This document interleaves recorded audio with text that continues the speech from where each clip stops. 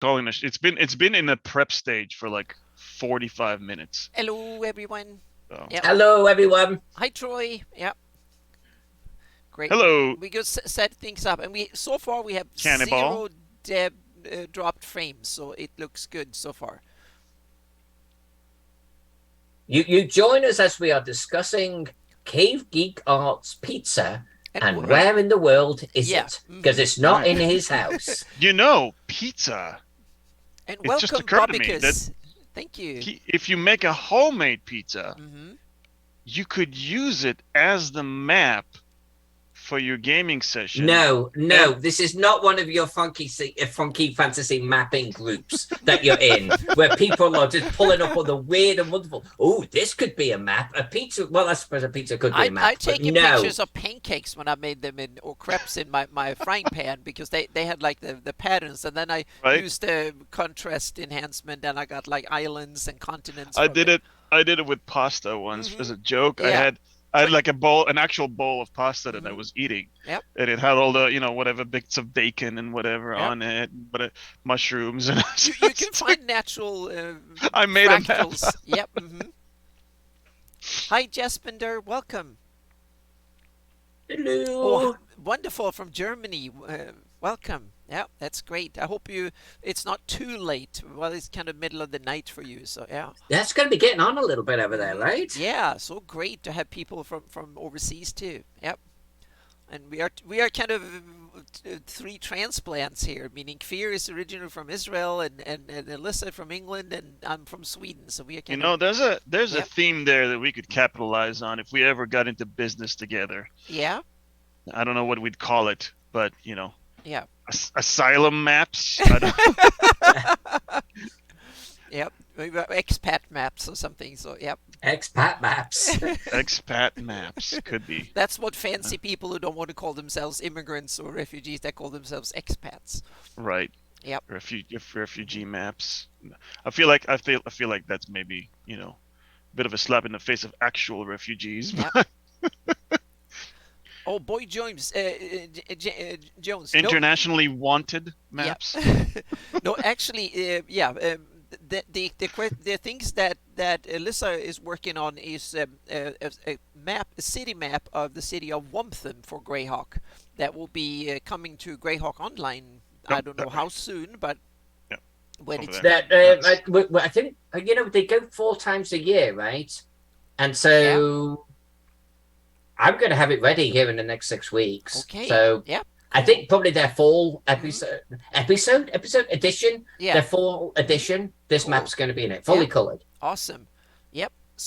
And cool. today I'm working on my 598 map. I'm adding the hex layers, so the 12-mile hexes and the 30-mile hexes. So I'm importing them and adding them in, and we'll export them out as PDFs too. So a new PDF. So that will be a public preview that will be technically complete, so to speak. There might still be a little bit of issues here and there, and it needs to be fixed. But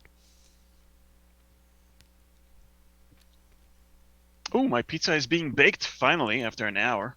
okay, yeah. Oh, thank you, Troy. Thank you so much for advertising on Um, my behalf, of our behalf. That's great. Thank you.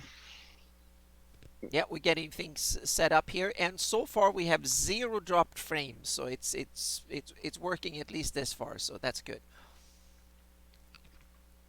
Hi, Phantom Jen. Hey, hey, Phantom Jen. Jen. Jen, thank you. I got the Necropolis today, and it's gorgeous. I didn't expect to get one at all. It was a real surprise, and it's beautiful.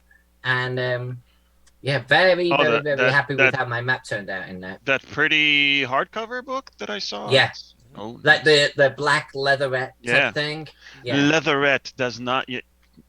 That sounds kind of a kinky. Yeah. Hmm. black leatherette. That's my name in other That was your dancing enterprises. name. Well, thank you, Troy. That it works. That's good. Thank you. Yep. Now I just need to make sure that the hex layer is actually matching up to the underlying layer. So I just need to zoom in here and take a look at the pixels. come on. It's getting a little bit. There Let's we see. go. If I try to switch my camera. Yep. Ta-da! Oh, there I you guess that go. works. Perfect. Yep. So, And we can also do this if you want to see. Oh, hang on a second. That didn't work properly. So hang on a second. Let me just fix that. oh, you're sharing your screen to make. Don't worry about that. Oh, it's okay. I can fix it here. So there we go. Well, that looks like a first screen right there. Yep. God, that's I'm sorry, gorgeous, guys, man. That's this is awesome. What is that?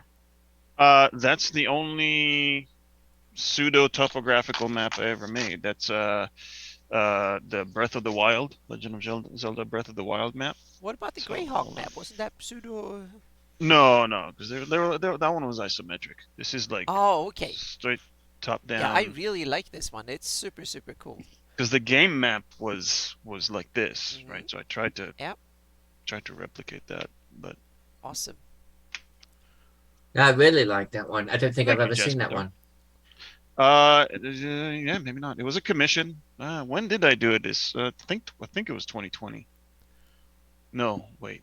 Yes. Yeah, it was 2020 because I remember making it and being like, "Oh yeah, I'm gonna get this done and go to conventions and it's gonna be super popular." And yeah, what So, conventions? have you been surprised of what sells or what not sells, so to speak, or? Yeah, you never know. Honestly, it's you could sell. I mean, there are some things that are always popular, Yeah. like Lord of the Rings, Middle Earth or Yeah. whatever.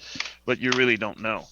Like for example, I expected the Greyhawk map to sell like hotcakes at GaryCon, But it and didn't. it did not. Uh-oh. Welcome, Darlene. I have a bunch of them. Hey, Hey, Darlene's here. wait, No, Darlene? Darling Creepshow. Oh, Darling. Yep. I was like, wow. okay. Speaking of Greyhawk, No, holy no. shit. Unfortunately, would love to have her. We'll see if we can get her. See if I can. Yeah. But yeah, so you never know. Yeah. And sometimes you have like a particular map that sells a lot at one convention, and the next week somewhere else, it's a different map. Since a lot of conventions are themed, so that can be expected. I nah, guess. I see, but it's not. Yeah, you'd think, but Yeah. that doesn't seem to be what drives it. It's Well, just the cosmic radiation from the Big Bang or something. I don't know what determines it. Yeah, because Greyhawk map should be popular at GaryCon, if anywhere. Yeah. No, but but to go to the whole Big Bang and cosmic ray thing, I mean, they had a weird location for vendors this last year. That's true. You were sure, but if I'm comparing it, yeah. If I'm comparing the sales of one map to the next sort of thing, then doesn't matter how many I sold. And I just so if you sold 50 maps, you expected that one to be like half of them or whatever, right? And it wasn't. Right.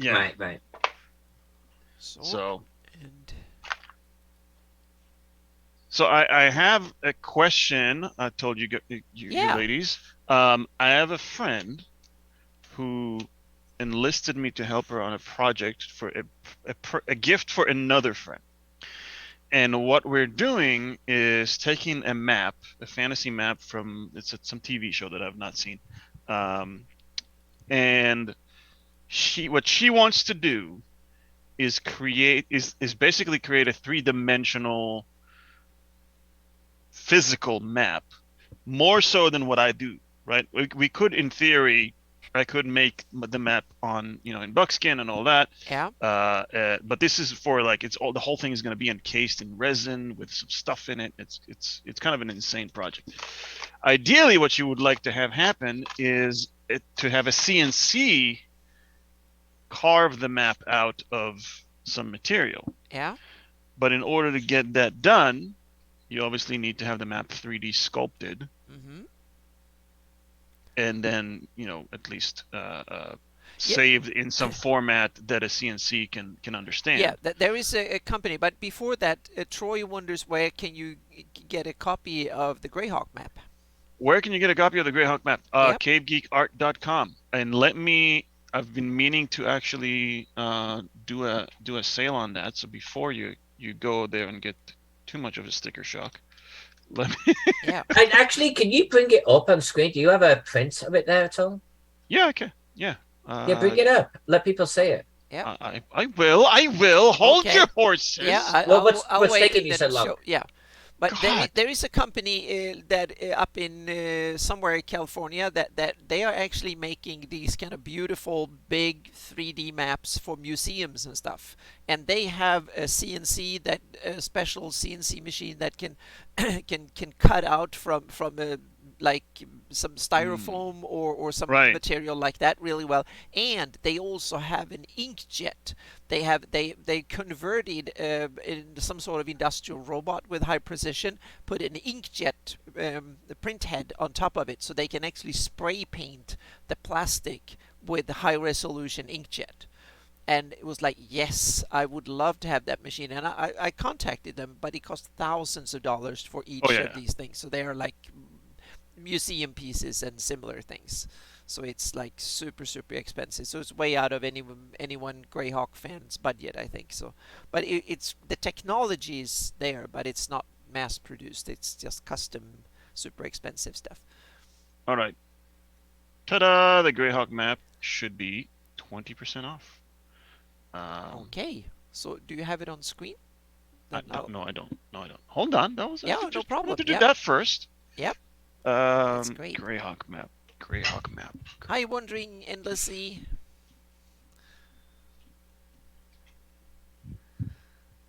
Welcome. Greyhawk, where Yep. art thou?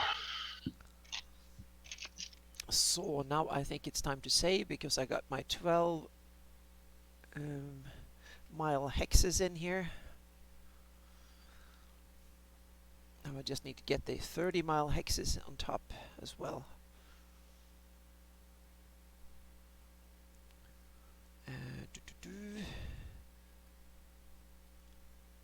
And everything kind of halts when I'm doing saving, and I know I should not start clicking on things, so yep. Yes, please, Jaspender, ask away. Yep, and here comes the Greyhawk map, so let me maximize the screen here so you can take a look. Oh, that looks awesome. I love the little heraldry on top too. That's so cool that you added that.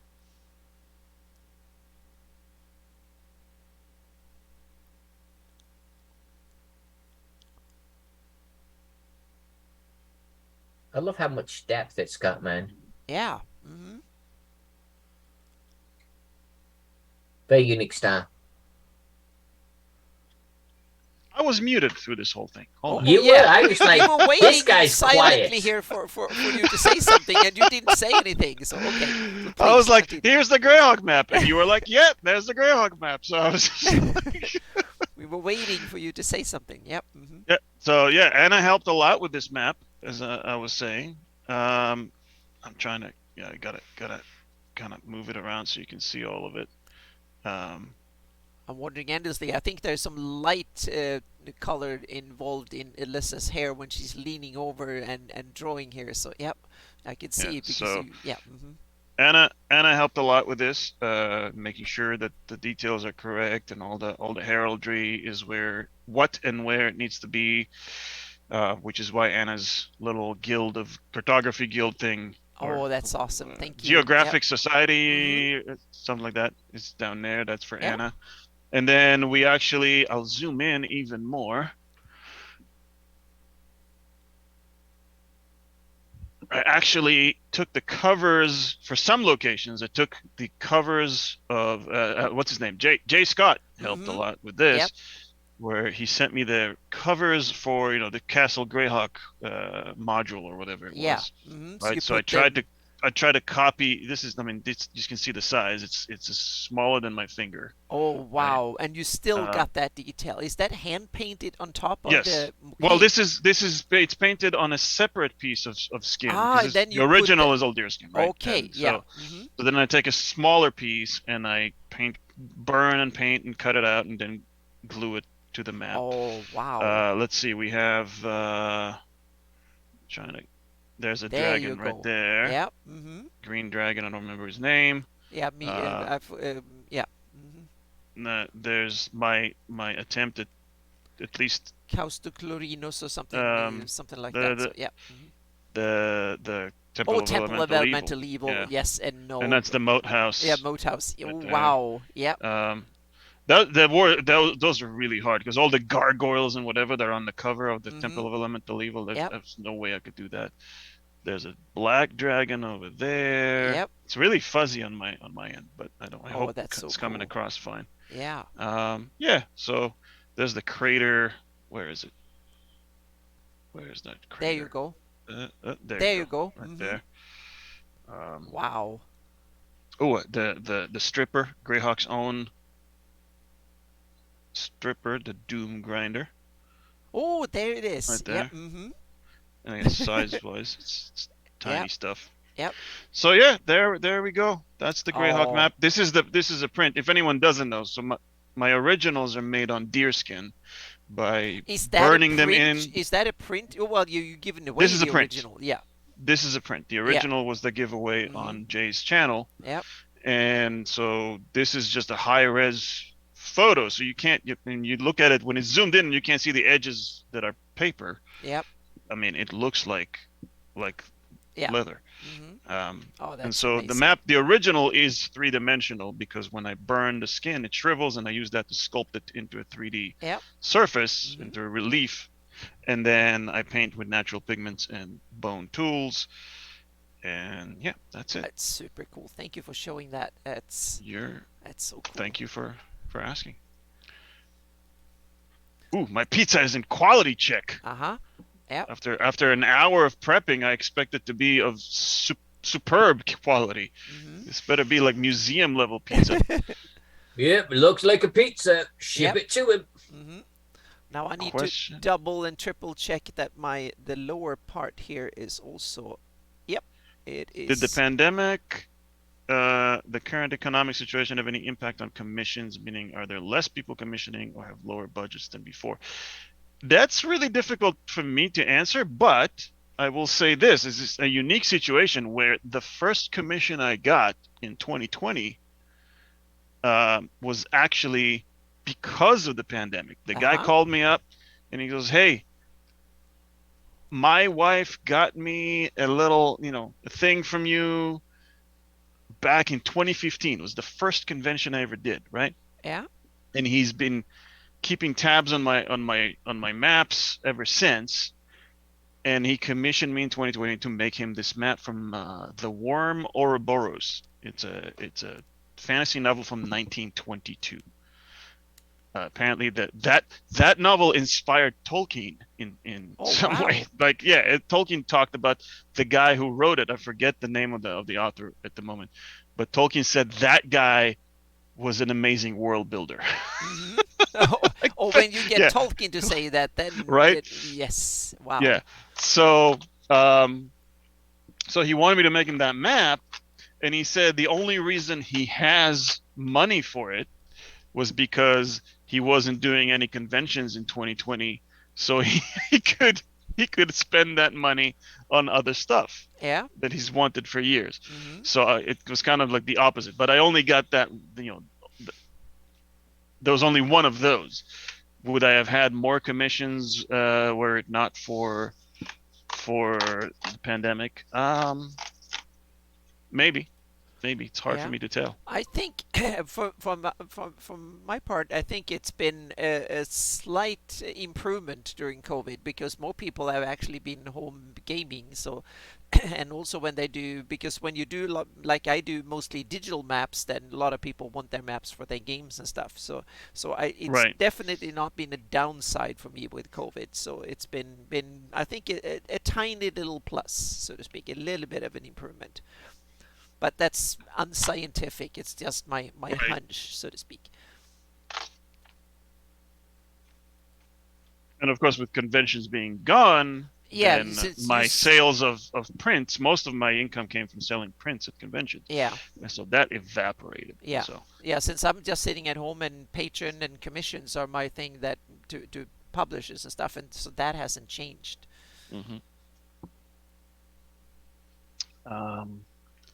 We've got those two deckled. We got now the Wheel of Time. this is another one that's a great example of heraldry and all of that. Yeah, let me There are show it. Okay. 20, Yeah. 20 different, so more than that. Let's see, 1, Wow. 2, 3, 4, 5, 6, 7, 8, 9, 10, 11, 12, 13, 14, 15, 16, 17, 18, 19, 20, 21, 22, 23, 24, 25, 26, 27. Yeah. This is the biggest private commission I ever had. Yeah. Yeah, this was a pain in the ass. I actually got to, it ended up being an officially licensed Wheel of Time map, and they got me in touch with Robert Jordan's editor, not his wife, but Maria something or other, Yeah. who was also one of his editors. And I got to ask her questions. And turns out, this is why I was insisting on Anna being the consultant for the Greyhawk map. Turns out that resources online or books, there's even a companion to the Wheel of Time or whatever it's called, Atlas something or other, that has various nations in their heraldry. Turns out there are blatant, flat out mistakes in that. Uh-oh. Yeah. In that book. And so she's like, yeah, that's garbage, don't use it.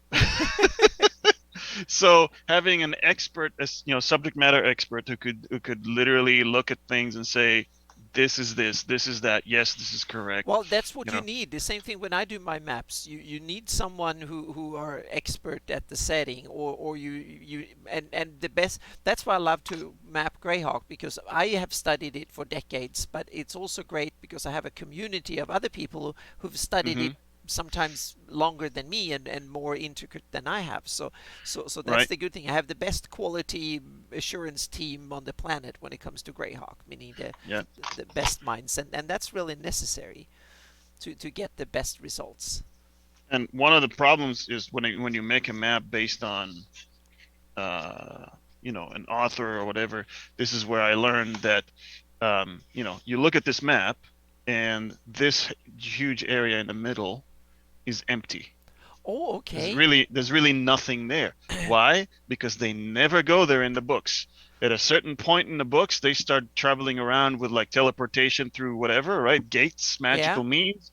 And so now you don't have to world build in those areas. Ways, so they didn't publish the ways. That's right, the ways. Not teleporting. So how did they solve that when they ways. published the maps and books and they're just empty. So this is what's there. There's just like some rivers and some green for forests, and that's it. There's no names, no. But shouldn't you just leave like empty skin there?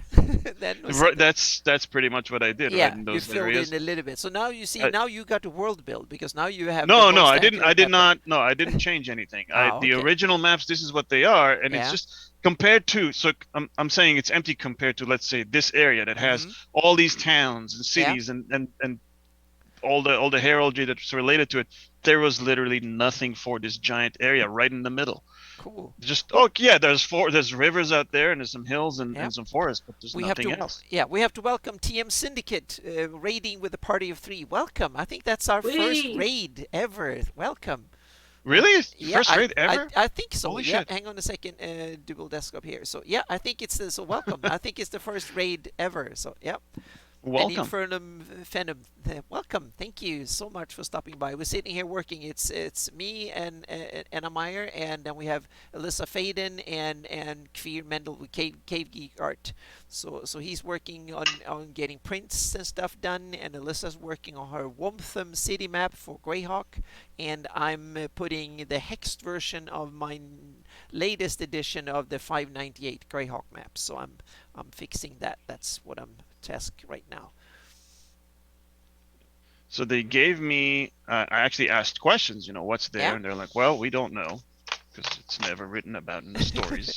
That's so cool. And then the customer was happy because it was a private customer who commissioned me to do this, but then a company that sold Wheel of Time merchandise, they contacted me and said, hey, we see you're making this map. We'd like to license it when you're done. So it was a win-win, because then they didn't have to pay for the original, Yeah. The customer got to, and he was happy because I got to be in touch with, because he was a mega fan, but there are things that even a mega fan won't know compared to Robert Jordan's editor. Oh, yeah. So being able to have contact with her and having her on call to make sure that things were accurate, he was happy with that. And she actually got me. I asked about climate because I like mountains with snow, and Yeah. mountains with snow are prettier to put on maps. Hmm. And so I asked, well, where would be mountains with snow? I need to know, and so and I even I go into the details of like, further the colder it is, etc., the more my trees get pointier, so they're conifers, and if you go farther south, depending on the climate in that world, right, Yeah. they'll get they'll be rounder. Maybe I'll change the color on them, and so I try to get into that little hidden detail that Yeah, that's someone cool. might not notice. And I asked, and they're like, "Oh, we don't really know." There are some mountains that are mentioned to have snow on them, like the spine of the world over on the east side of this, Yeah. but otherwise not really. So I said, okay, well, and what they sent me a Word document Robert Jordan himself made, from his computer. They copied it and sent it to me. I'm not allowed to share it with anyone. Yep. I'm just going to say The- hi, Justinius. Yep, welcome. and it Yep. was a list of Yeah. plants that he mentions in the books, and where they're, like, the page number and where they're mentioned, and the country they grow in, right? In the book, like in the Hmm. world. Yeah. So he himself made a list for himself, I guess, of plants and what country they're mentioned to grow in the book. So I Cool. looked at those plants, and they were earth plants Yeah. for the most part. So I looked at those plants and trees, and I'm like, okay, I try to compare, knowing what climate those trees grow in, right? Hmm. I would try to say, okay, well, that birch trees grow in colder climates Yep. generally, so Hmm. all right, I can kind of tell. All right, maybe there'll be snow on those mountains that are near that area. Yeah. But it was cool to have that from the actual author who's deceased. I mean, if I Hmm. had that from Tolkien, Oh, or wow. Yeah. that would have been great. Hmm. There's a lot of information from Tolkien, though. There's actually my friends have a book with a lot of Tolkien's drawings, and there are, um, topographic maps that he made, like Hmm. actual topographic maps with you got the elevation rings and everything for mountains, and I don't think I've seen that. That's it'll really blow cool. your mind. Yeah. Yeah, I would love to. One of my fantasies is to make another map of Middle Earth that's based on those drawings, so I Yeah. can take the specific mountains and then translate them Hmm. into. There was a Middle Earth a DM project, meaning it was a Middle Earth real cartography project, Middle Earth, that uh started around year 2000. But they were, I think, it petered out because they were ahead of their time. They hmm. started a bit too early. The technology and computing power was not there to generate the terrain detailed enough. Now it is. So if you start now, you can definitely do something fantastic. No, what I want to do is take his drawing, because he didn't do it, as far as I remember from the book. He didn't do it for the full world. He took specific areas, Uh-huh. specific Yeah. mountains, and kind of did that. And so I would love to take those and sort of translate them into what would that look like on an isometric fantasy map. Yeah. But now, instead of just kind of making up a mountain, I have a very detailed rendition of what that mountain is supposed to look like. Yeah. So no one would ever know that I did that, but I would. Oh yeah, but that's the important bit, is that you have to have more details than anybody else. It's like campaign planning. You should always have more detail than your players will ever, just a little bit more than what your players will even understand or ask for. That's when that you have the right amount, so to speak. Now I'm going to do a big export of my hexed versions here. So and I have to export it into 6 different artboards, or like pieces, because the resolution is so high, so I can't export in one go. So I have to export 6 pieces and then put them together in Photoshop. And there we have. I'm going to put them in. I'm going to try art and see if that works. And this takes like 5 minutes or so for the computer to do it. So that's why I'm running my stream from another computer, and we still have no dropped frames today, so it's perfect. So Alyssa and Kvir, you need to be on every time, because when you've been on, we haven't had any issues. When I do it myself, it's getting wonky after half an hour.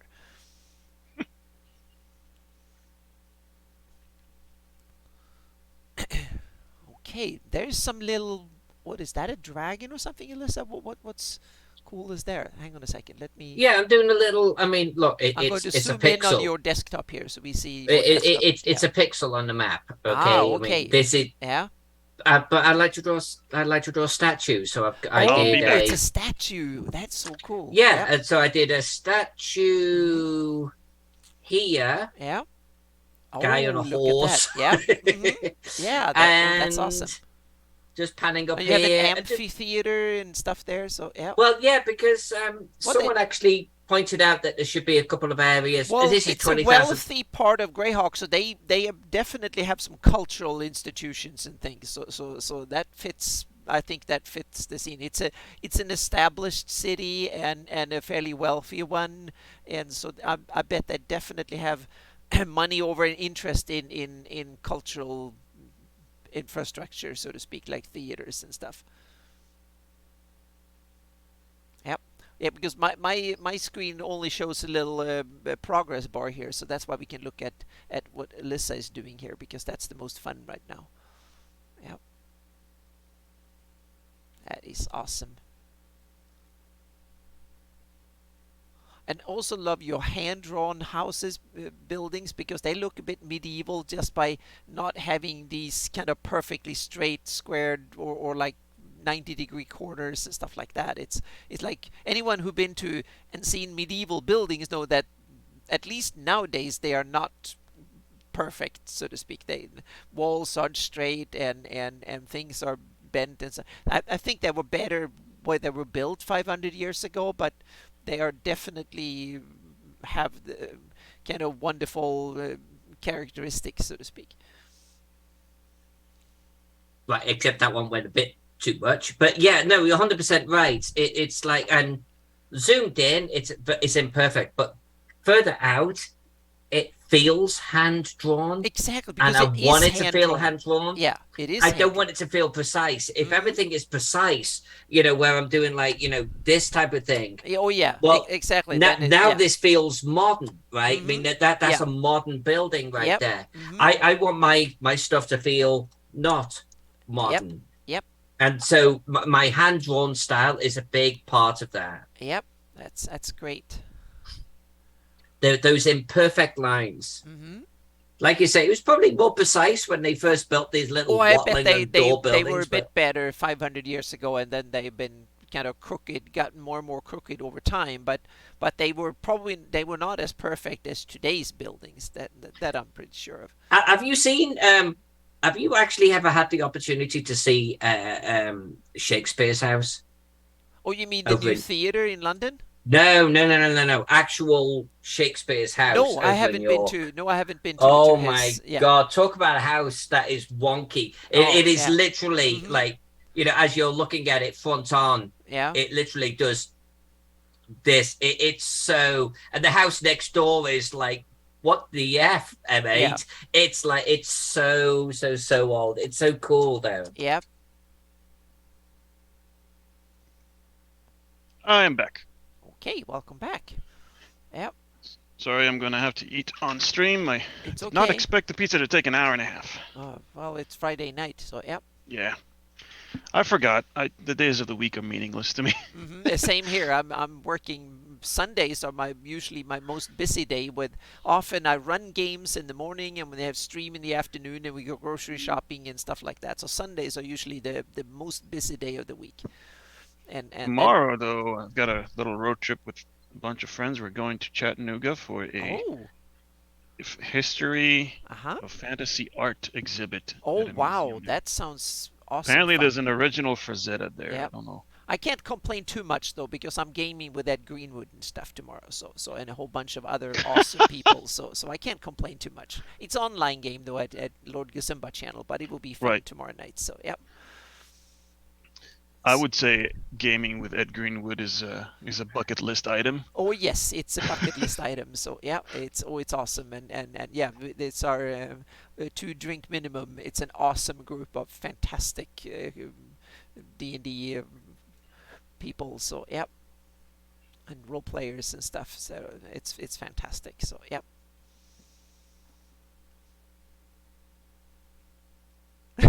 Well, yeah, Obsidian. Yeah, the old buildings were. I'm 5'10", and I have a difficulty getting into buildings that are hundreds of years old, especially when the buildings that were made for ordinary people, because buildings for nobility, they were like huge and tall and whatnot. But often they had taxes for in parts of Sweden, they had taxes for building height. They had taxes for windows.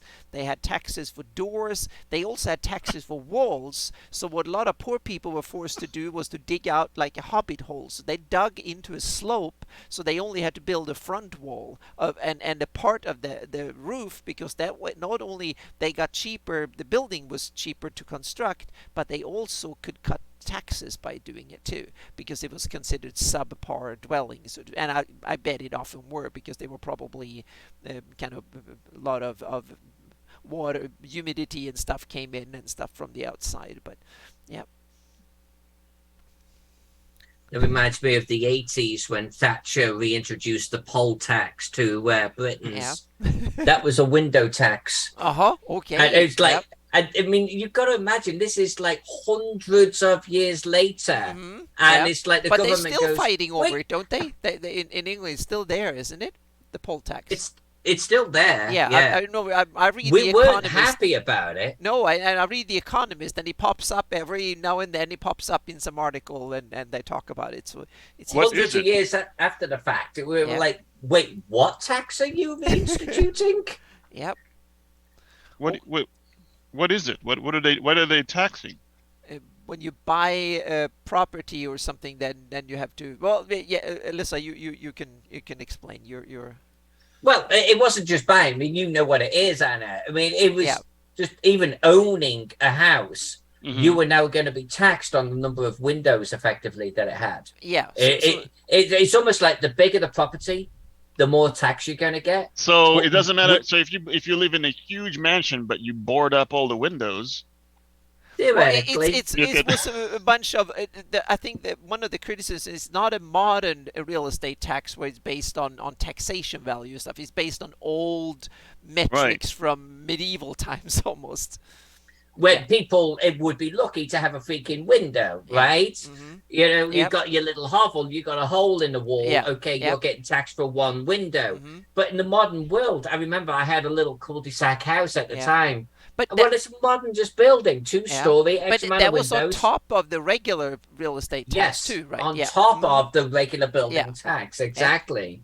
that is such bullshit. Mm-hmm. Oh, Yep. well, yes, they we didn't were want very to adjust unhappy the about real it in the estate tax. 80s. Yeah, exactly. They didn't want to adjust the real estate tax. So they 80s just- and 90s, yeah. Okay, now I need to look into open Photoshop and put together. So I missed all your the- dragon, Alyssa. It's just when you were starting Oh, to talk well, about that. Pedro, sucks to be you. I guess so. You'll have to watch the stream. No, I'll show Oh, you. you drew over the. No, hang on a second. I thought those were roads, the gray lines, or they're just the guidelines, or They're the guidelines. Ah, That's how I gotcha. do it because it's all negative space. If I Yeah. turn them Mhm. off, Yep. right? It's a negative space that Mhm. creates my roads. Yeah. But I like to have guides Yeah. to show me where I should be drawing those buildings. Yeah. So you follow your the. I the- follow them, yeah. Yep. And Cave Geek, my friend, I got a little dragon statue right there. Cool. Yeah. Wickle fella. He's about a pixel. And I'll zoom in. He's right there. That's more than a pixel. Well, okay, if you're going to be pedantic, well, actually, that's more like 20 pixels. Yes, on a giving you map credit. of 4,000 pixels. Correct, it is. and I'm letting Photoshop work and blend all the 6 images together automatically. So I'm just using automate and import them, and Photoshop usually gets it right, which is to And me I love that amazing. feature. Yep. Yeah, it's fantastic when I put together, because I can't Illustrator for some reason can't export the same resolution that Photoshop can handle. So Illustrator is still not up to par really. So yeah. Isn't it kind of weird that Adobe owns all of these properties And I'm not saying that they should all do exactly the same thing, but they actually do something so completely different than the others. It always strikes me as a bit weird. Yeah, but I think it came because Photoshop is something that Adobe built from scratch.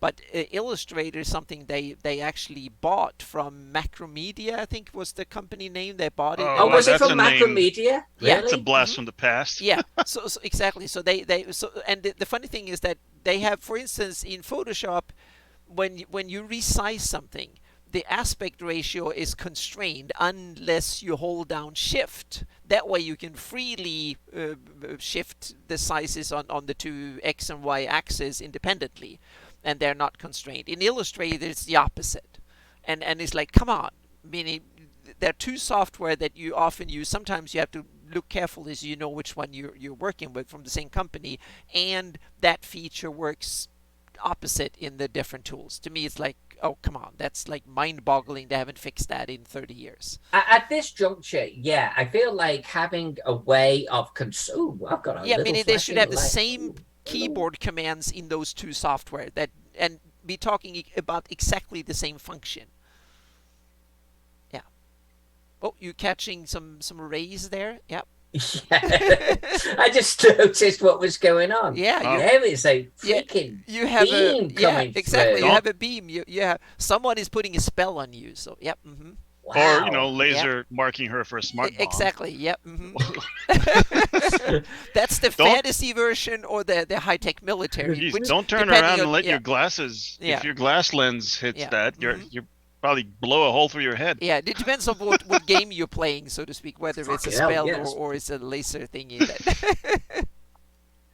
Holy heck! Yep, you have to follow that, trace it backwards. Is that Archimedes? Was that his weapon that he designed, the ray, the death ray?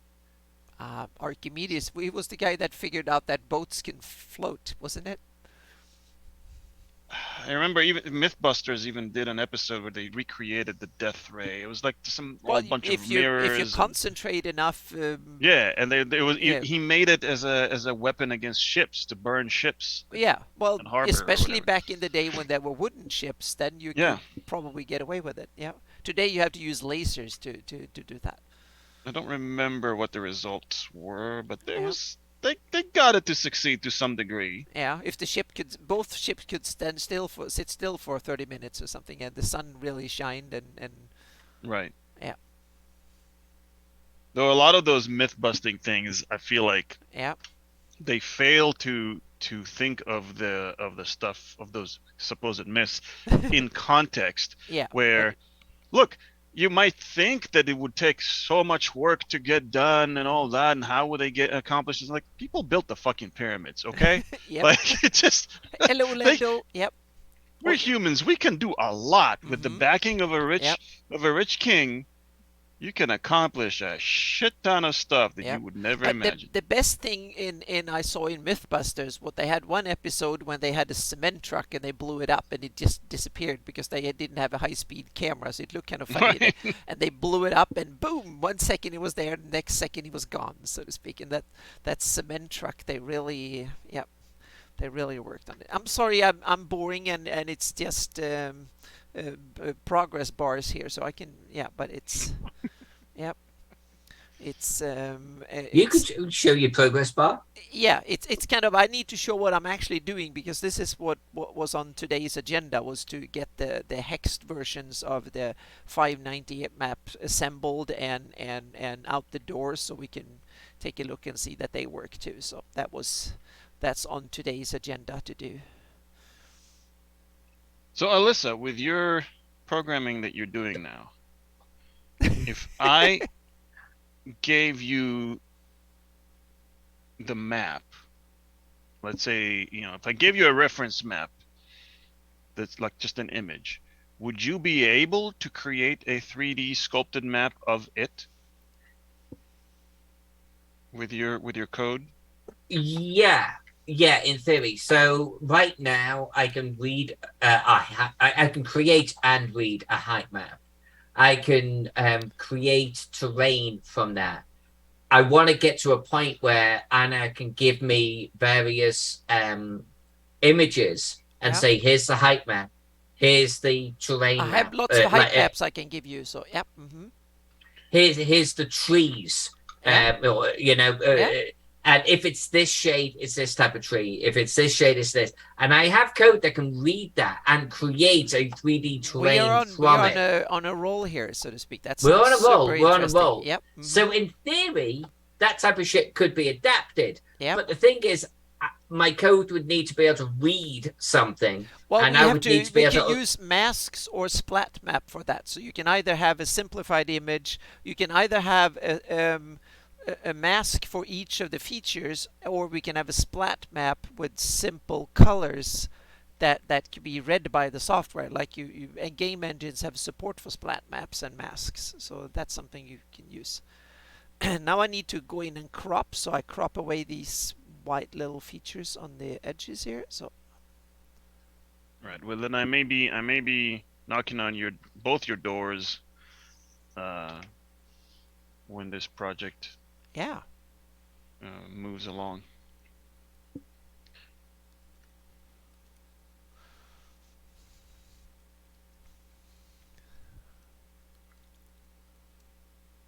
So this is the 12-mile hex version. I just need to go over all the edges and get away. 12 miles. Yeah, 12 miles per Are you hex. feeling under the weather? Like what's going on? That's like cosmic scale for you. Well, yeah, but there is like 95,000 hexes or something. You run whole campaigns within just one of those hexes. Oh yeah, I've right now I've done. We played 30 sessions and we haven't been further away than 3 miles from where we started. Wow, that's just fantastic. Really, that just sounds such a fun thing to do. Well, I deep dive into the story and the area and stuff. So we started. They were 0 level and grew up in the little village that I grew up. So to speak. I mean, every campaign I ever played was these epic journeys from point A to point B, right? Yeah, but a journey in a role-playing game campaign, in my opinion, is not the many miles you do. It's what happens. Each little happening is a part of the journey. Sure, right. It's just that it was always you gotta travel to 2 months on a boat to get to the place where you're going to do the thing. Yeah. And we're not spending time necessarily, except for a few random encounters or whatever on the boat. But if I had a campaign that did that, I've never stayed. We had a couple. We had even a campaign recently that I played in, where it was a city campaign, and I would say 90% of it happened within that city. Yeah. Then we got on a ship and traveled literally 2 months at sea to get to this other place where we had to do some things to end the campaign. So there's always an element of these epic journeys somewhere. And I think it's very compelling to me to just start, middle, and end all within the same neighborhood, basically. And if I did, when I do journeys, then there will be like 4 or 5 things happening each day. So 2 months, that means that we will have like 300 or 400 different things happening. Either they saw things, some sort of a social encounter, a combat encounter, they're getting lost, they're buying things, selling things, and stuff like that. So that will probably take me 50 sessions, like a year, to travel. Wow. Travel that far. Yeah. But I'm obsessive like crazy when it comes to. And you playing 2nd edition? No, we actually we started with Pathfinder 2nd edition, but then we switched quickly. So now we actually play using a house ruled version of Advanced 5e. So it's from Ian World's level up system. It's a fork of the 5e rules that I'm house ruling. So I'm getting rid of classes and I'm changing the magic system a little bit and stuff. So, oh wow, getting rid of classes. That's that's a whole new system. Well, it's not a whole new system because combat works the same and stuff like that. So the math of the game is the same. So it's just that you instead of having to say that, oh, I'm a rogue, so I will get all these features as I level up. You can simply pick the features you like, but you have you use your experience point as a budget, and then you have a prerequisite on each feature, so you have to know certain things in order to be able to learn that. And then it's the time to learn it, and also someone to teach you. So you either have someone there to teach you, or you spend time figuring it out yourself, but that takes longer, so to speak. Right. And That's then cool. yeah, and then you have the prerequisites. So otherwise it's the same. It's just a matter of you can kind of puzzle together your own your own kind of custom class for each figure, and you can do things, you can specialize or broaden your skills as you go. And it's also easy to, you have to pick up things on the way, so to speak. So if you don't have, you never met anyone who can cast magic or teach you, it will be damn hard to become a wizard, so to speak, or a spellcaster. So you can kind of, you can, and Minnie, if you want to learn to use that yeah. I'm with you on that. Hey, what's up, Lord Gasumba? Hi, Jay. Yep. I had this happen. I don't know if I told you recently. At a campaign, I might have shared this story, and one of the players in the group is absolutely a power gamer. Yeah. Right? He will find the loopholes in the rules, the combos of abilities, of character classes that'll make him OP. And he started his career in the character, with level 1 as a rogue, got to level 3 and chose I think swashbuckler or something. And then after several sessions, he realized, I'm not really using the abilities of a swashbuckler, which is fair, right? Yeah. And so they kind of retroactively changed him to a arcane trickster, archer, I don't know what, something like that, right? I don't know what the official name is in 5th edition. And then at level 5, so he knew that he was only going to take this character to level 5. That's we knew the campaign is going to end shortly after we hit level 5. And so at level 5, he decides to go druid. Okay. Why? Because he looked at all the characters, right? All the classes, and if he just continued with rogue, he's like, I don't get much as a rogue at level 5. Oh. And yeah. a level 1 druid gets me the most spell slots with spells that I want to use. And I was livid. I was really angry. Legitimately, it's one of the only times in 30 years of gaming that I got angry around the table at another player. And I got angry at the DM too, because the DM is very lenient and just lets everyone do what they want. But I'm like, I am in world.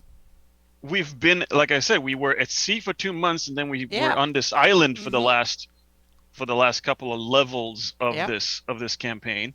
I am the only druid. My character was the only druid that he had ever encountered. Yeah, and he didn't get you to train him, or didn't ask you or anything? And even if he asked, I would not have.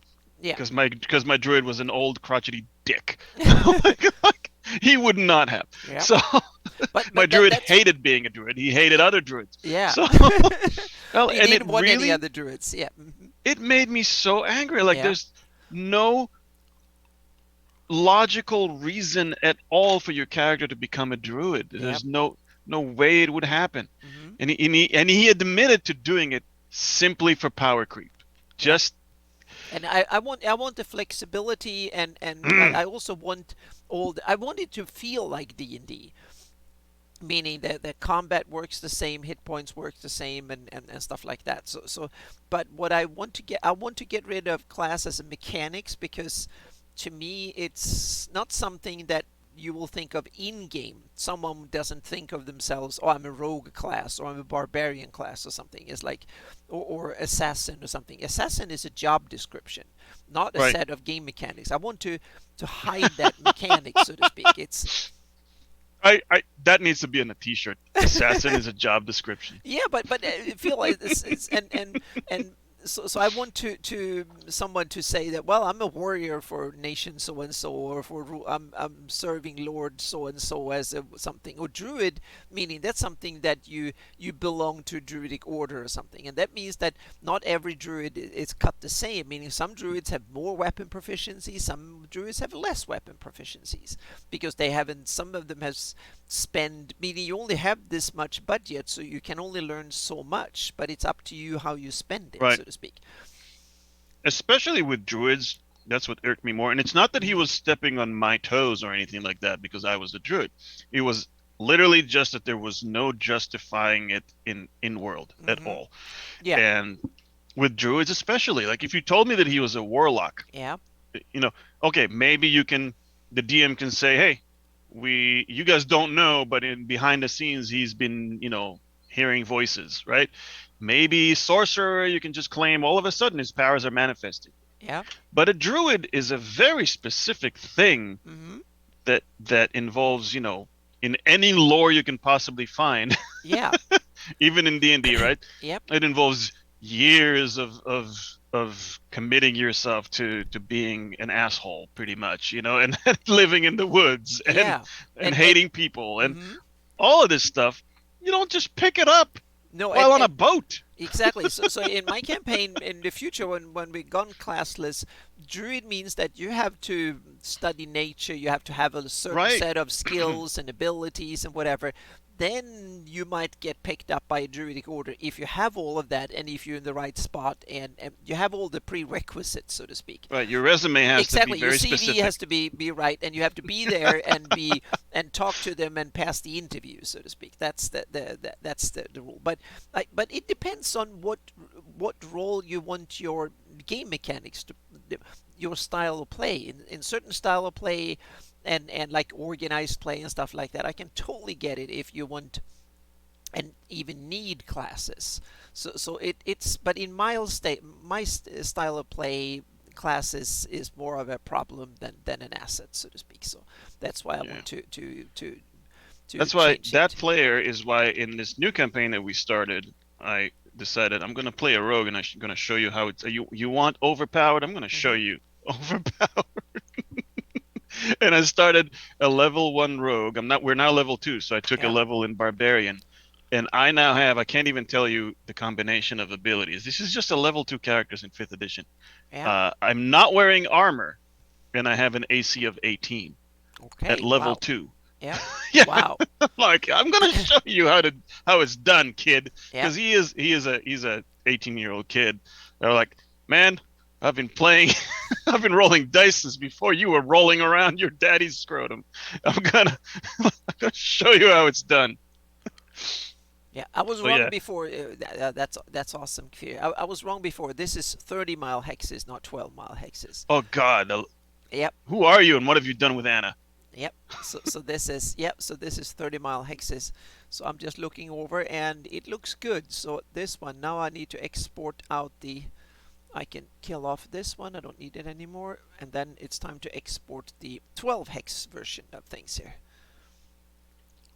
Alyssa, how are you doing? Is the sun bored a hole in your side of Yeah. your head How's yet? your laser thing going there? Doing fine, guys. Oh, good. Good. Good. Good. Yep.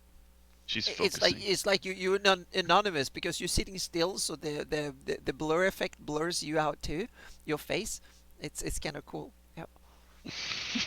Can you do they have voice filters? You can have that deep baritone of Oh, anonymous I'm sure it put the witnesses being beard interviewed. and really deep Yeah. voice. Yep.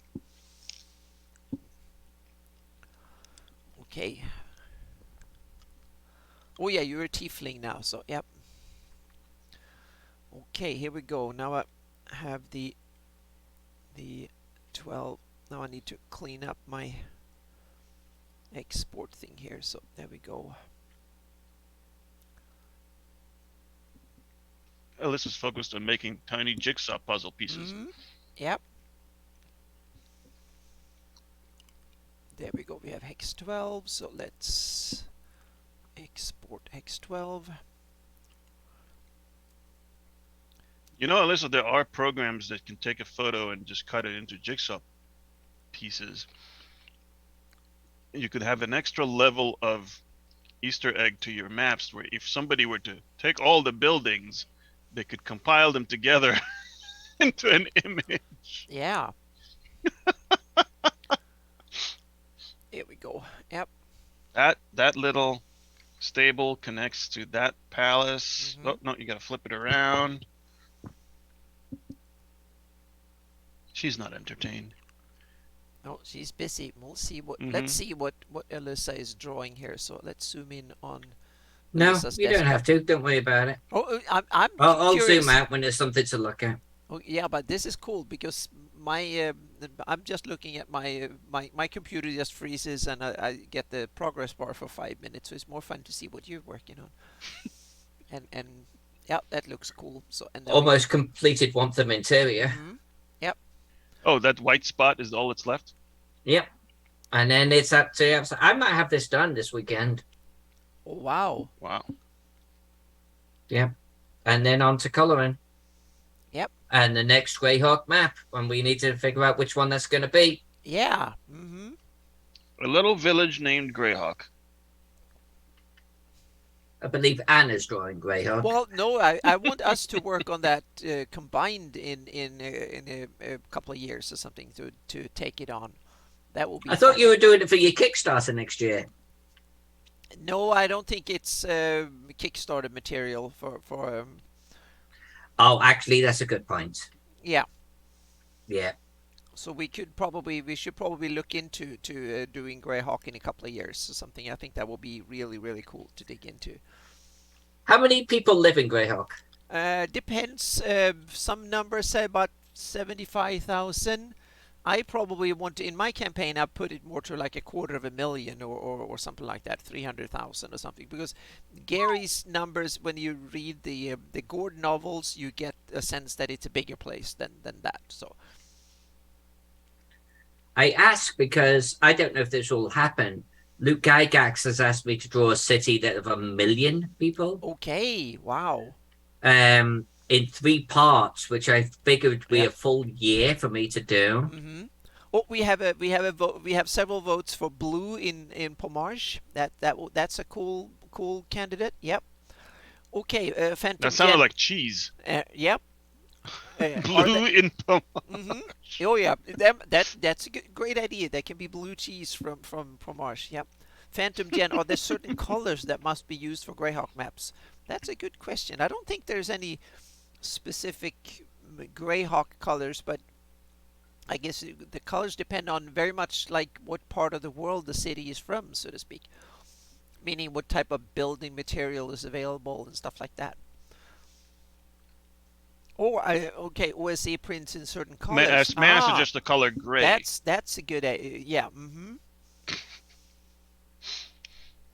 Yep. Learning that OSE prints in certain colors. Oh, really? Is it just for the nostalgic feeling of it? OSE, yeah, because you had like the blue maps and there were other kind of like orange. And... Yeah, exactly. There were certain limitations, both technical and for copyright reasons and stuff like that. Sure, back in the day. But technology has improved since. So why are we doing it? Just for the nostalgia value? Exactly. Yeah, there's still companies that do special blue series of dungeon maps just because it's nostalgic. Oh, okay. And it was originally done as a way of defeating copy machines.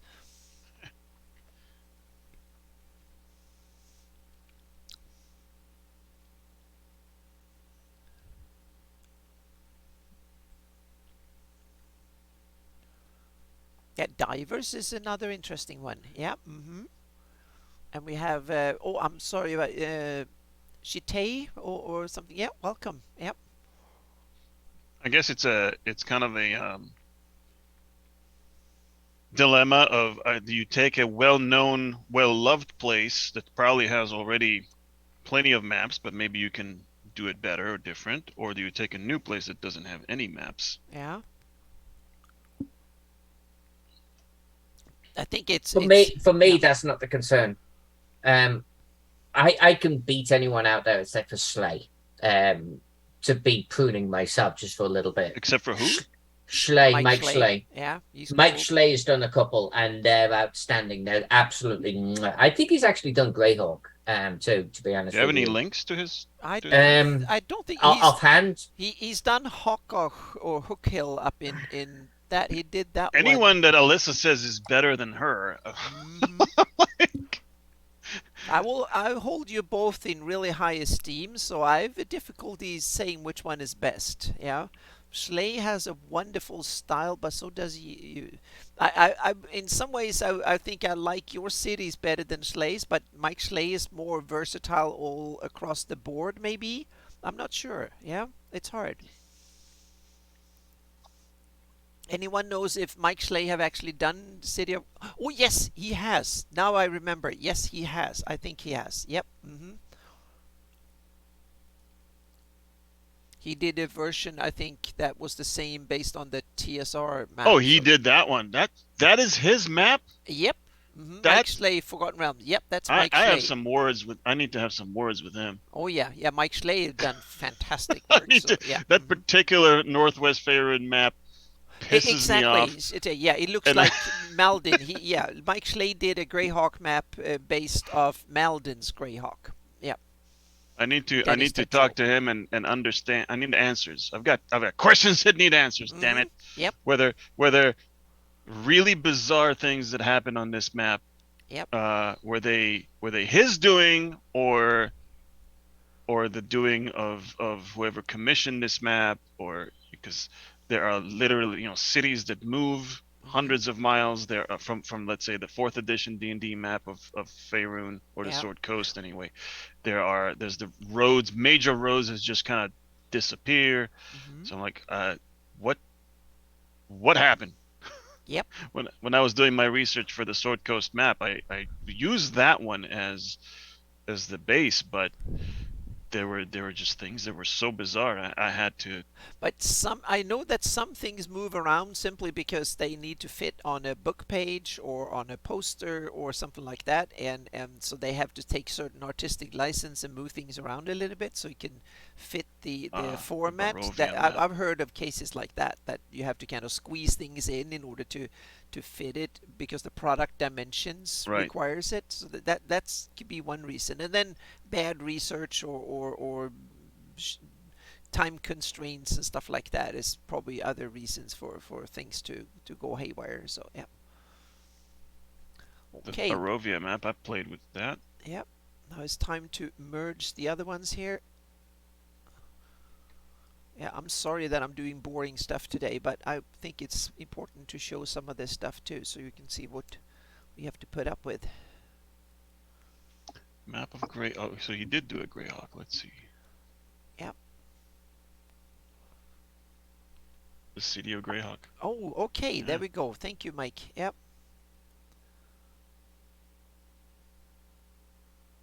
Yep, that's the one. Yep.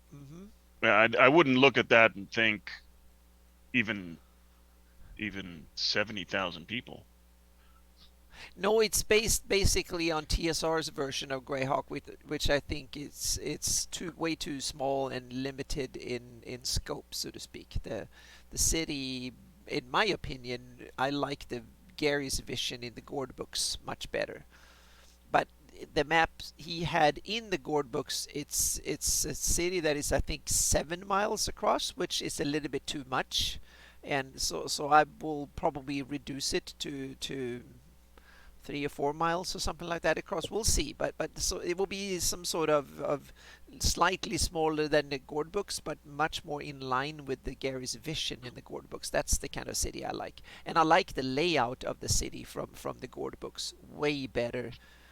Yeah, I think you're right, Sute, that it's like 50 square miles something. So that which I think is a bit too much. So I want to reduce it a little bit from that. But the TSR map is too small, and also I don't like the city concept. It doesn't feel like a medieval city to me at all, or fantasy medieval-esque city at all. It's I don't get that vibe from that map. And also it's not situated in its surroundings. The Gary's version of the map is much more, the city design is much more integrated into the terrain and so on. So I will probably, my idea will be to do like Gary's version, but a bit smaller, shrink it by 20-30%, something like that. From 56 to 30 square miles, maybe 15-30 square miles, something like that. And then make sure that all the points of interest and stuff. So if you have the box set, City of Greyhawk box set, everything that is in those box sets needs to be in whatever version of Greyhawk is being done. So you can take the box set and have all the locations from there should be present in the city, and also all the locations from the Gord books. And I think that's the kind of cool, a best of edition of the city. I think that's what I want to do. And then so if you were to compare Greyhawk as a city, or well, not just a city, but the whole world, to a century here on Earth, what are we looking at? I would say something between 1400, just before the invention of gunpowder. So something from 1100 to 1300 or something like that. In the 1300s, so how many people? What was the population, say, of London in? Oh, there are cities that were, meaning Rome back earlier times had more than 500,000. So you definitely had cities close to 1,000,000 people, meaning Istanbul and stuff were probably close to 1,000,000 back then. And London and Paris were probably the biggest city back then, and Rome before that had more than 500,000 people, I think, and Paris probably had something in many hundreds of thousands back then, and London was growing quickly to become the biggest city. But in medieval times, I think Paris was bigger than London was. Paris peaked earlier than London, I think, but I might be wrong. But so even then, 750,000 would have been. Oh yeah, it's been possible, meaning that there were cities meaning if you take ancient Alexandria and ancient Athens were probably not that big, but you had cities that were big back in, and meaning ancient Rome was huge, had hundreds of thousands of people, and you had then the Romans, it was a passing fad. Yeah, well, they passed in 300 years something. So, and then you had I'm just trying to piss Alyssa off. Yeah. She's not. She's really focused. If I say that the Romans were just a fad and she doesn't say anything, then the Ur had 65,000 people in 2000 BC. So and China had cities with hundreds of thousands of people, and then you had back in the day. Oh, now I forgot the ancient name of Istanbul. Damn, I should know that. Constantinople? Thank you, Constantinople. Yeah. So Constantinople had hundreds of thousands of people in old times, so to speak. Back. Yeah. Thank you. Wondering. Yep. So I think there are precedents for having 200,000-300,000 people in a city like Greyhawk in a fantasy world. I think that will be doable. And you have Roxas in back in its heyday, the capital of the Empire of the Great Kingdom, and that one would probably have. I wouldn't be surprised if you had 500,000 people there. And some of the other ones have 100,000 or so. But population numbers have been iffy in Greyhawk because they were really, really small in the first edition, and then when the From the Ashes came out, they were adjusted up a bit, and then when the Living Greyhawk Gazetteer came out in 2000, they were adjusted upwards again. So this has been a debate back and forth in Greyhawk community forever, so to speak. So, and I think it's also up to what your vision of Greyhawk is. I want mine to be a bit more populated, I want the cities and stuff to be a little bit more impressive and bigger than they originally described. I wonder what Luke is doing with 1,000,000 people city. Yeah. 1,000,000, it's too much for me. I have no need of a city that big, but several 100,000, yes. And we have Rel Astra is another city in Greyhawk that was once for a while the capital of the Great Kingdom. So that one, it's a big port city too. So there is definitely a number of candidates for Radagast City is another one that I think is big. Divers, big. not as big as Greyhawk, but it was also a capital of the western part of the kingdom of Ferrond when they broke off. Relmord is another one. So there's a lot of cities that could potentially be at least fairly big, like up to towards 100,000 or so. Yes, Stoink is another one. Yep, definitely. Yes, Troy, underwater cities, but that's your expertise. So you have to tell us what the biggest underwater city is and where it is and so on. Yeah, we're looking forward to awesome stuff. So, yeah. Okay, flatten image here. Moving forward here. So now everyone sees that there's a lot of tedious little doodles, and then there is a lot of this kind of waiting for the computer to do stuffs kind of thing too. So yeah.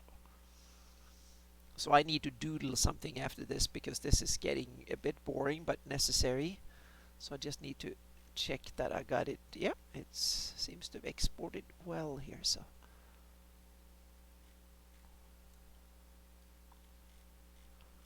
need to put it in. And so far we're good. We only dropped 350 frames in 1 hour and 20 minutes, so that's good. So it seems to work today.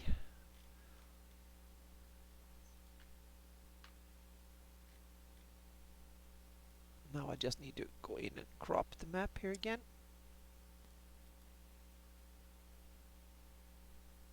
There we go.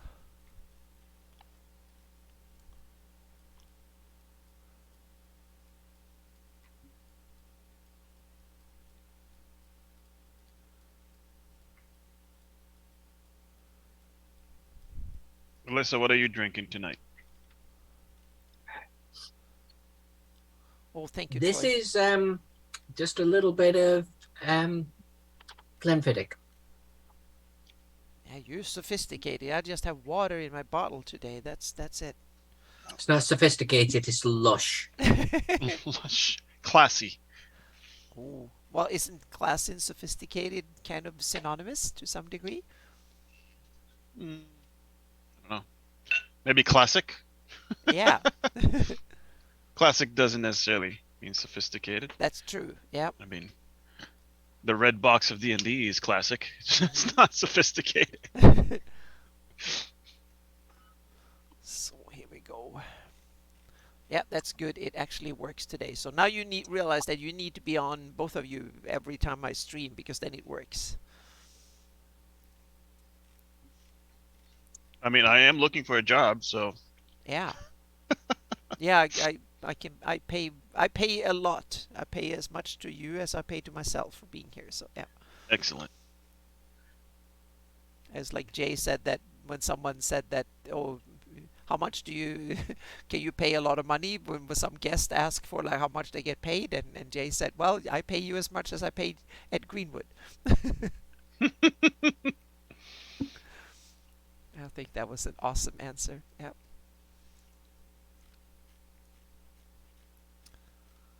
And I need to trim the edges a little bit here.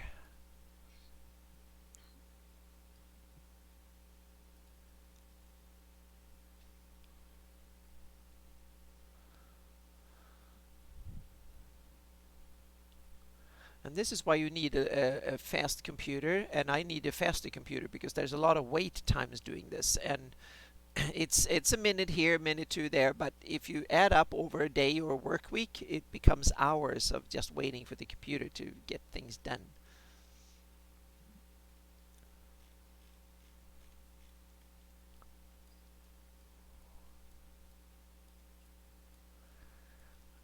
Yeah, my computer rig here is, this one is an 8-core Intel Xeon something that I forgot now, that is 5 years old and has 60, this one I'm working on, the main computer I'm working on here is 64 gigabyte of RAM, but it has a new graphics card, a 3080 Ti, so it's on the graphics side, it's actually up to date, but everything You've got else 64 gigs of RAM and a 3080, yep. and it still lags for a minute or two? Oh yeah, when I'm working on my big files and stuff, yeah, because I need more RAM and I need a faster SSD. It's a faster CPU because it's a 5-year-old CPU. So You I just need. need like what they have in Cheyenne Mountain or something. Well, if I had like the fastest Threadripper or the very latest 16 or 32 core CPU, that will speed up things, and a really fast Or, you know, SSD if you and had 100. $800 million, you Well, I need just a. pay somebody else to do it too. Yeah, oh yeah, but I want to do it myself. I just want to have the computer to do it faster. So yeah, so I'm putting the budget before. Prices were up through the roof, so it was like $11,000 for a new computer, but now it's down to Jeez. like 6-7 thousand. So now it's starting to be feasible, maybe this winter or something, that I can actually get a new computer. We'll see what the budget can be, and if the prices can hold steady for a little bit. We need to do a little bit talk about our equipment and stuff in a future fantasy mapping show. We can take some pictures and talk about it more. So yeah. That's not one you want me as a guest on. Here it is. Oh, but you It's a can show chunk your of bone. yeah, exactly, some goat skins and some little bones and stuff. Oh, But that's it. yeah, but it That's looks it. super cool when you're doing that. Hang on a second. I'm going to I emphasize. always laugh when people ask me, what about getting sponsors for your stream? I'm like, from who? From like Yeah. the Deer Association of North America? Like Well, what? yeah. What am I gonna get from it? I don't use really anything anybody makes to sell other than the buckskin, and the guy who makes the Yeah. buckskin isn't gonna sponsor my stream.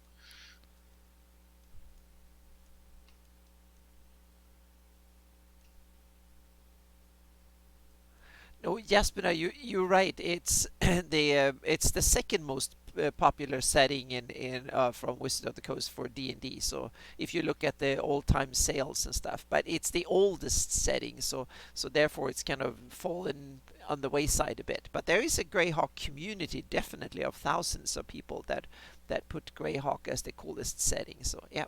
Greyhawk is the second most popular? Yep, when it comes to Wow. overall sales, yep. More For than Dragonlance. Yep. More than Yeah, but not wow. including the books, only the role Right, playing right, game not stuff. So novels. exactly, not novels. But when it comes to the actual Greyhawk or D&D products, then it's the second best selling I would setting. never have guessed. Forgotten Realms is the most popular, and Greyhawk is second. And Now, then I think it's Dragonlance does was. that include modern sales of fan created stuff? Well, Because they're not making any new Greyhawk stuff, right? So no, they're not. But yeah, it included up until 2000, when after when then in third edition they kind of. But then they have wow. they have come out with updated books on Forgotten Realms. Mostly the other settings haven't been updated. They kind of fell on the wayside. There has been no new Birthright, no new Al-Qadim. Now they got. Yeah, just Eberron and Exactly, Eberron, and but Eberron never sold that well to begin with, right. so to speak. So yeah, so it might still hold up even to this day, so to speak. But we'll see. Yeah. But if you include the books for Salt Marsh as Greyhawk, that gives Greyhawk a little bit of a boost. But Forgotten Realms is the giant compared to the other ones. So yeah. Okay, now I have 12. And my least favorite. No, it's not my least favorite by any. It's an interesting setting, and it's really. Is it? Oh yeah, it's an interesting setting with it's a full featured setting in a way, like Greyhawk. But the reason I love Greyhawk is not so much because of the setting per se. It's just that it was around when I started, and I'm lazy and I don't want to learn a new setting, so I'm sticking to it. So that I think that's one of the main reasons, because I don't know so much about all the other ones. So I can't say that Greyhawk is much better than so and so other setting. It's simply because I know Greyhawk, and it's good Right. enough, and it suits me, and that way I don't have to buy a lot of other products, and I don't have to read thousands of pages of something else in order to make my own adventures. So it's out of laziness and out of tradition. It's the place I know, so to speak. So, but I like to game and play in other settings, but I like to run my games only in Greyhawk. Forgotten Realms to me just feels like a buffet, like a flea market of fantasy. Everything is there. Yeah, but I think You that's took part of the literally idea. everything and threw it Yeah, into a blender. yeah, but the Greyhawk also have that. Greyhawk and Forgotten Yeah, I don't know Realms much about Greyhawk. have similar problems, so to speak. So if it's a problem with one, it's usually because they're both kind of fully featured, but all traditional, old style fantasy worlds, so to speak. They're not themed around something specific, so to speak. Yeah. So in that sense, I think you can criticize both Forgotten Realms and Greyhawk for similar problems, so to speak. And whether you see that fully featured standard old traditional old fantasy setting, some people see it as a good thing and others see it as a boring kind of you need to have a cool feature thing like you have in Dark Sun where you have the the kind of the apocalyptic kind of Right. post cataclysm Right. I so on. prefer, and that's what I prefer. Some sort of a theme Uh-huh. Yeah. Yeah. makes that world distinct. Mm-hmm. Yep.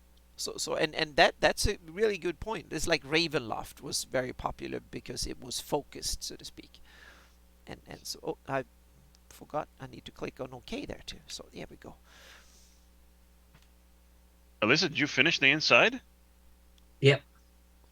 Look at you, sneaky little. Yeah. So do you work very systematically, Alyssa, or do you feel like now I'm done with this, now I want to do something else for a little bit? Like you do houses until they're done, or do you like work in one area and do whatever needs to be done there, or do you just go over a little bit here and there depending on how you feel? No, I bounce. I Okay. bounce around. Yeah. Yep. Yeah, I need to bounce to now. I've done more like housekeeping. This is kind of administration. I'm exporting. I'm putting together and stuff like that. Now I want to open a Splat Map and to just doodle for the remaining of for an hour or two, just to compensate because this is necessary stuff, but it's also boring. And you also have to make sure you do it right, so to speak. So it's double checking, triple checking, and then press OK and then set it up and then the program does it, so to speak. There's no artistic part. What I've done so far in the stream is no artistic. It's just knowing what buttons to press in Photoshop and Illustrator. So, but that's part of exporting and putting the map together, so to speak. So it's important steps, but boring kind of steps. But that means that tomorrow or tonight, well, be tomorrow because I need to put together a little bit of writing and they need to be synced to Dropbox, etc.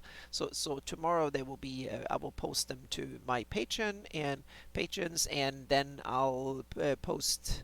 I will probably post it for everyone to see the first preview of the 598 map, the 2022, for everyone tomorrow, and upload them to Easy Zoom and stuff like that, and then leave them there for about 2 weeks, 3 weeks, to see if anyone reports any errors and stuff like that, and then I'll change the things that need people report typos and things, and then I'll produce the final versions with PDFs and all.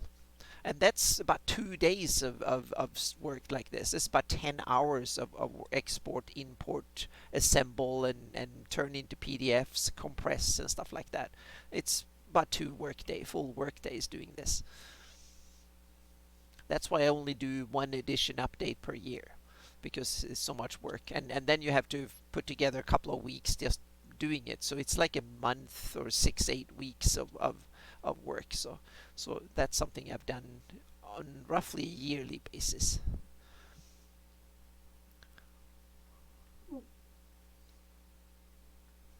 But that's also why the map is as good as it is. It's two reasons. One is that I've kept updating it on a yearly basis for 10 years almost.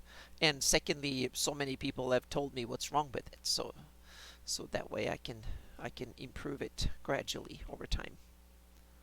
It's Womtham. It's city of Womtham in Nyrond. So Alyssa is doing it for Greyhawk Online and all the Greyhawk fans. So we're really looking forward to it. and it looks fantastic.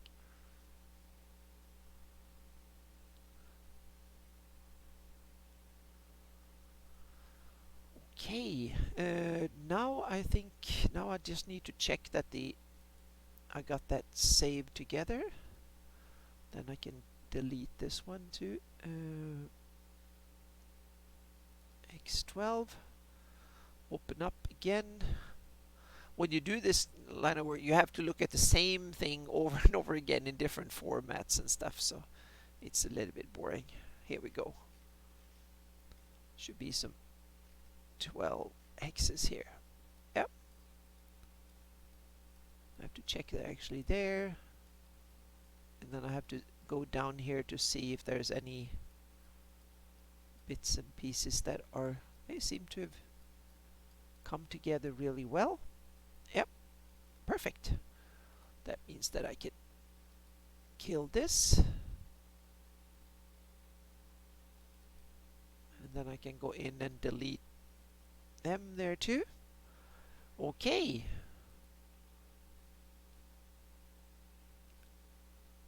Now I can save this, and then I can open up my Splat Map and doodle in for my Shieldlands map a little bit.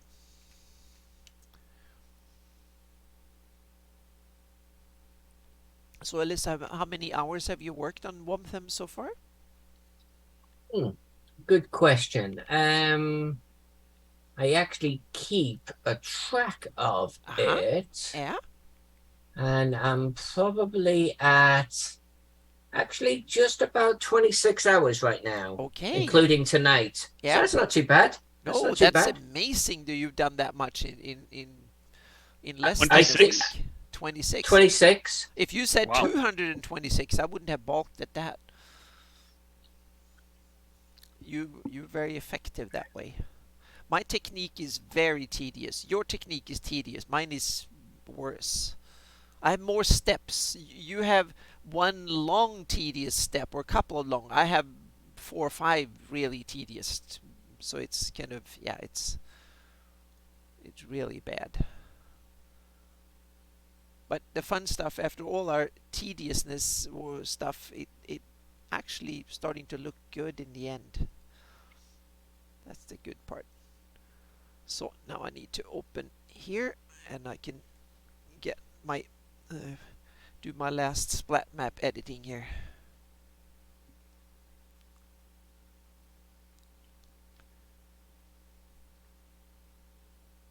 Alyssa, when you draw those tiny houses, do you actually see pictures in your head of the people that live there? Some of them. Little ones like this, these are shacks, so I just feel sorry for whoever's in them. Yeah. Oh, now but yeah, no, I try to. I think that's what separates me from a lot of cartographers out there.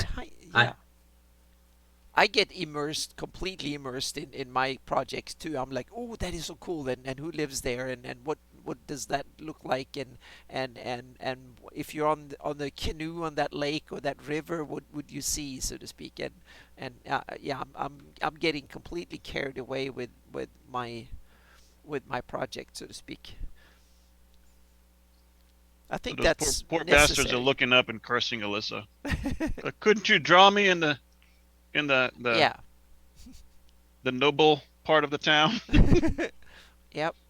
See, you're a god that people pray or curse you or hate you or love you or whatever in the game world for. Yep, that's funny.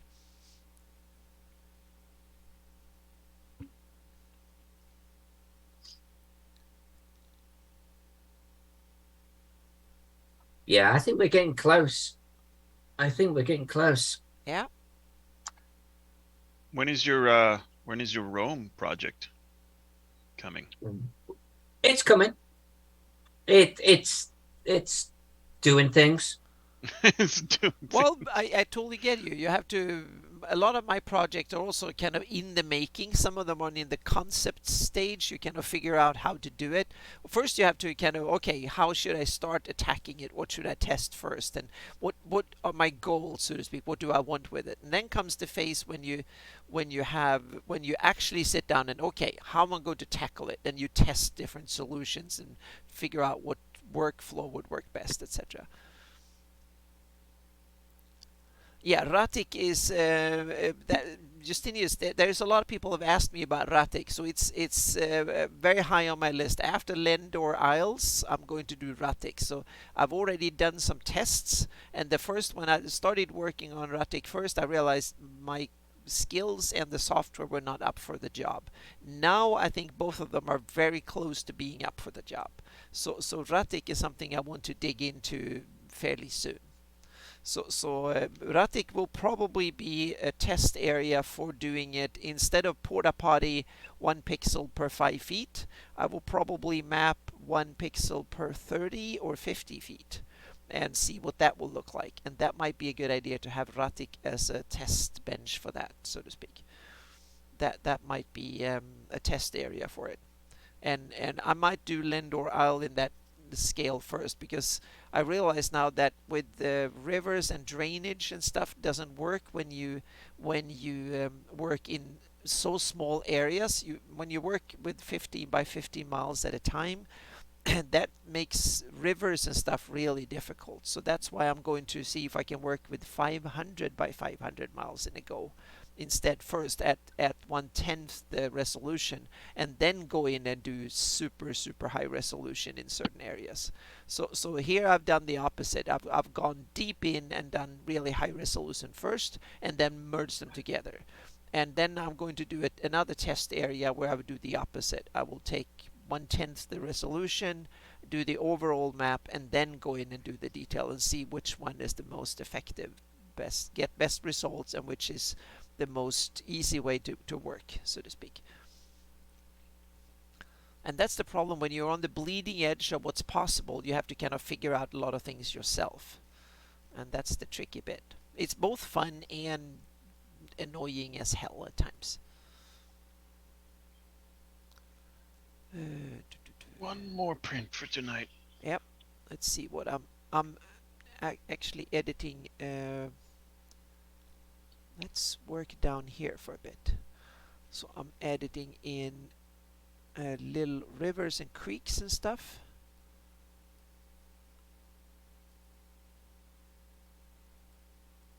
There we go. So I'll put in here. So, and this is building a splat map here. Oh, crap. Oh, cool. Playing with Carlos is amazing. Yep.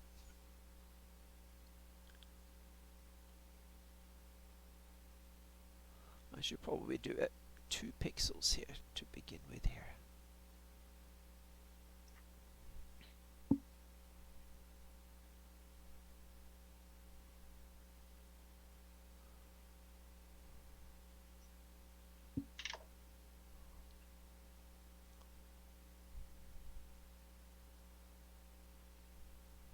And now I just need to trace the masks from World Machine, and the reason I'm not taking because there is I have a mask here, this one, so I have a mask here with the that World Machine has generated. The problem is that it looks so computer generated that I'm just using it as a guide, and then I'm actually hand painting in the final mask, because then I get much more natural looking result. And this is what they call a splat map. So it's just basic colors for different types of textures, and then I will import the splat map in, and I have shading on top. So if I remove the shading, it's just simple colors. So I have different blues for different types of water. I have brown for bogs. I have green for grass, and then I have the lighter green for short grass, and there will be green, different colors, green for forests and stuff. And then I can import that back into World Machine or Gaia and let the program analyze where the different colors are and assign different textures to different areas. And the main reason I'm using a splat map is that way I can redo the same area in a game engine like Unreal or Unity and that way, instead of having tons of different masks, I can just have one splat map that various different tools can read and interpret, and then put together different types of materials and stuff. So I will get short grass and bushes and tall grass and forest and water textures and stuff, depending on, independent of which tool I'm using. I can still get it to work, so to speak. So it is, I probably put together about 10 hours of editing this Photoshop, maybe a little bit over 10. I'm probably up to 10 hours now, and I have like 2-3 hours more to do when before I'm done with this.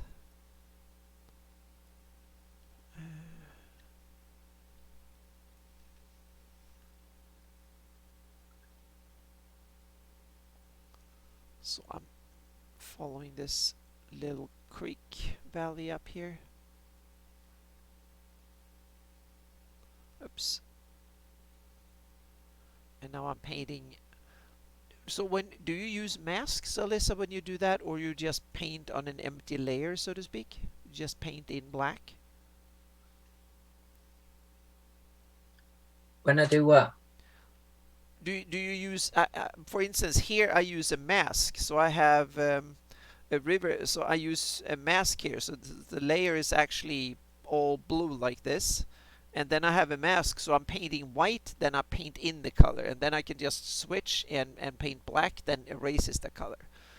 And Are that you way, talking about in my map that yeah, I'm drawing like when right you draw now? yeah, Or when you draw houses and stuff. Do you have like a black layer and then you use a mask so you paint in and off, or do you use the eraser? I only use masks in certain instances. Oh, okay. On my regular ink work, I don't need to. Ah, okay, yep. Yeah, to me it's so easy because I just have a button and I can just shift to black color and then I can just erase it. So No, I don't need to do that. oh, you see, you're But perfect. I'm ink on paper. Remember, that's my background. Ah, yeah. Well, yeah. So I base, yeah, Jasmine. Not everyone, but most of them, I actually go in and detail them in, because they're computer generated to begin with. But the problem is that they look computer generated. So I actually have to go in and adjust them, and so I go in and trace them so they become more lifelike, so to speak. Basically, every little nook and cranny, so to speak, every little creek and this is 200 square miles. So so I basically draw all of them. And I need to put shading in here just in case, so I see what I do.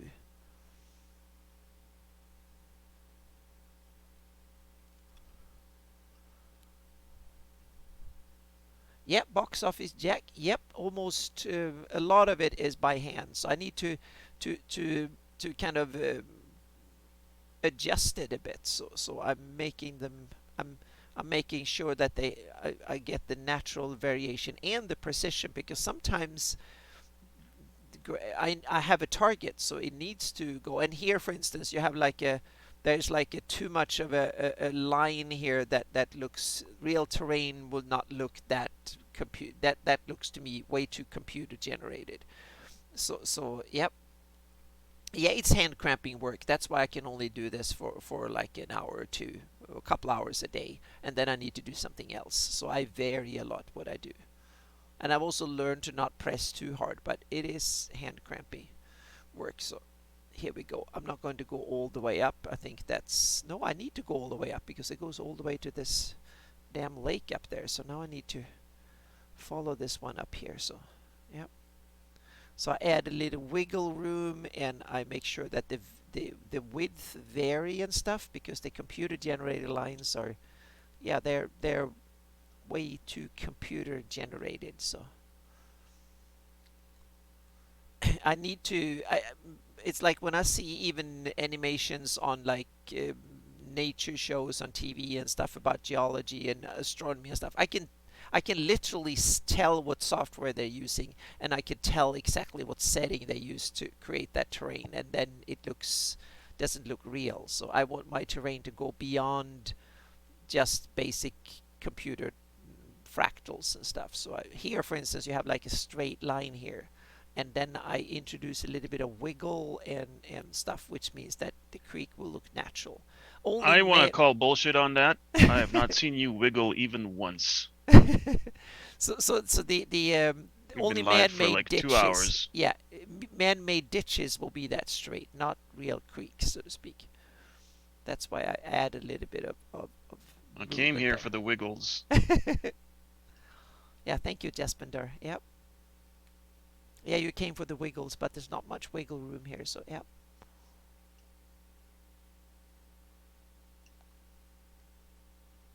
Give the people what they want, Anna.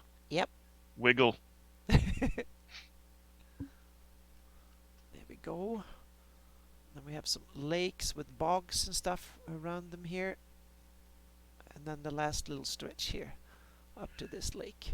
Sometimes you can be lazy because I don't want the World Machine also creates a lot of lake. It basically fills everything that could potentially potentially be a lake. It fills it to be a lake. So I need to remove a lot of lakes and create them bogs out of them, or just fill them with grass plains and stuff like that. So it's a lot of adjustment like that, because this is not a this is a slightly dry area, so it doesn't have that many lakes. It still has a lot of lakes. I'm going to remove a few more here. So this is a wet area, but not that wet. But this will be cool. When this is fully textured, it will look gorgeous. So you can't tell it this much precipitation in this area and this much precipitation Yes, in that it area. is. It can tell it to some degree, but World Machine is dumb, so it fills every little hole in the terrain with a lake. And then I have to go in and manually fill that hole and over plant it with grass or trees or whatever the texture is. And that means that, like here, for instance, I have the whole river valley is along lake.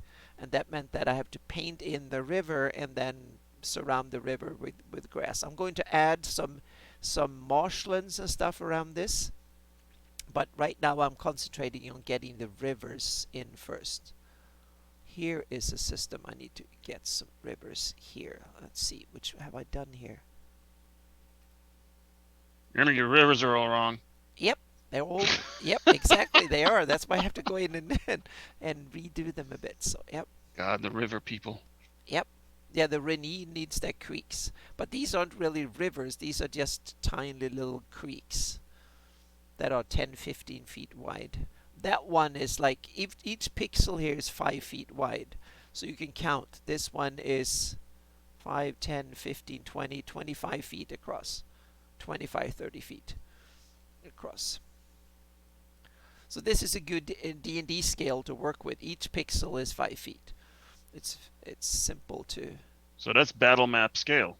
Yeah, but the problem is that it's a very simple battle map because each square is only 1 pixel. So, but what I do is that I can take the final map of this. I can take an area, cut it out, and increase it 10 times the scale, and then I have a decent battle map.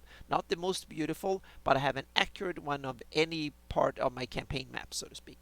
So I've done it for cities and towns and stuff. It works fairly well. It's quick. In 5 minutes, I can have a decent looking encounter map for any part of my terrain. My 2022 convention schedule has been GaryCon so far, and maybe will be PAX Unplugged. That might be a convention I might go to in, what is it, like December or late November, I think. Mm-hmm. So that's the only conventions I think that I will attend this year. There will be no. I was close to going to Gen Con, but that fell through due to finance. It was so expensive to fly and stuff, so it had to be cancelled, unfortunately, or I didn't get the tickets. So how about you, Alyssa? Are you going to any more conventions? I'm going to Gamehole Con in October. Yeah. Good. Yeah, but I hear you on the expense. It's people are like, "Are you going to Total Con? Are you going to Gary Con? Are you going to the Dragon Con? Are you going to this? Are you going?" And it's like, dude, each one of those is at least $500 for a ticket to fly. Yeah, you've got at least the hotel, unless you're invited as a guest, and not always you are, of course. Yeah. Then you've got the whole just being there, buying food all of the time. It's like $1,500, $2,000 to go to a Right, convention. $1,500 to $2,000. Yeah. Each one you go to. Yep. So it's like, yeah, I would love to go to a convention every month. I genuinely would. I don't have $24,000 to throw away. I just don't have it. Yeah. Yeah, and I used to go to like 6, 7 conventions a year, but that was thanks to I was working in booths and stuff. So I basically often I only Yeah, paid. if you can get it paid for, right? Exactly. I only If paid someone for will my carry airline a big ticket. That was it. portion. Yeah, Right, exactly. I right. only paid for my airline ticket. That was it. And in some instances, I didn't even pay for that. So they covered all my expenses, and I went. That was how I could go to a convention every 2 months. And I've done that for a lot of years. But this year, I was thankfully I could go to GaryCon because most of that convention was covered too, thanks to very helpful friends in the Greyhawk community that helped me out. So that We was. probably need to get you some more friends in the Greyhawk community. Oh Get yeah, you to Gamehole. yeah. So it looks like it will be a GaryCon next year too, because GaryCon used to be the most expensive convention for me to go to because it was airfare. You had to rent a car, you had to get a hotel, and stuff. So it was very expensive because when you fly, you can't fly to Lake Geneva, so you fly to Chicago or Milwaukee, and then you have to get there and stuff. So if you had to do all that by yourself on your own dime, that was horribly expensive. So yeah. I imagine Gamehole is no different. No, but Gamehole is not at much. least in Madison, so you can fly into Madison. You don't have to rent a car. You can get a I taxi guess. or someone because it's only a few miles from the airport to the Yeah. convention. It's not like an hour away or two. I'm not doing any conventions next Yeah, I was going to say you've year. been the big convention. How many conventions did you used to go when that was I the used big to do thing? about a dozen a year. Okay. Yeah. And this year I've only done. Was GaryCon the only one I did this year so far? Yeah. No. Did you do GaryCon DragonCon? The GaryCon and MomoCon were the only ones I've done this year, Momo. and then DragonCon is coming up in a month exactly. Okay. Okay. Yeah. And you're going to DragonCon? I am. Yes. Okay. That is likely to be my last convention ever as a vendor. Okay. Yeah, I that's am kind of sad. Done. I did not re-up for. I was scheduled for Gamehole this year. I signed up, and they graciously allowed me a very very long grace period to cancel in, which I did. Yeah. And because I just decided I'm tired. Yeah. As a vendor, it's a different world for you. Yeah, it's very It is. different. Oh yeah, I'm tired and of it. your own vendor, meaning you have to, meaning I went there to work in other vendors, publishers' booths and stuff. So that meant that Right. I had to do a lot of hard work when you're there moving boxes and stuff. But that's the easy bit. I didn't have Right. to. I Your didn't have to risk. prep everything. Right. I didn't have to risk a lot of money, and Right. I could just be there and work hard for 3-4 days. I didn't have Yeah. to plan a lot of I'm stuff. done. Yeah. I'm tired of doing them. Yeah. I'm tired of the risk. I'm tired of travel. Yeah. Hours on because I can't. Flying to a convention if you're going to be a vendor with as much stuff as I have to bring is So more you had difficult. So you drove So I there? just yeah. Oh wow. Mhm. And Dragon Con, where is that? Oh, DragonCon is here in Atlanta, so Oh, okay. I'm doing that. That should be easy. Yeah. And then actually, yeah, if for me to re-up for DragonCon, because DragonCon used to make I can make a lot of money. Yeah. But last year I lost money on DragonCon, which Uh-oh. takes a lot of doing. Why do you think that was, Cafe? Pandemic, I guess. I mean, Yeah. Like, was it a low attendance? It was, yes. There were lots of people in the vendor hall. They were not buying. And one of the things that happens at DragonCon, the vendor hall is a completely different building. DragonCon is a strange convention. It's a not bit what like you're GaryCon used this to. year then. So, oh no, complete, like DragonCon takes over downtown Atlanta. So it's not a vendor hall. It's not one hotel or one complex like GaryCon.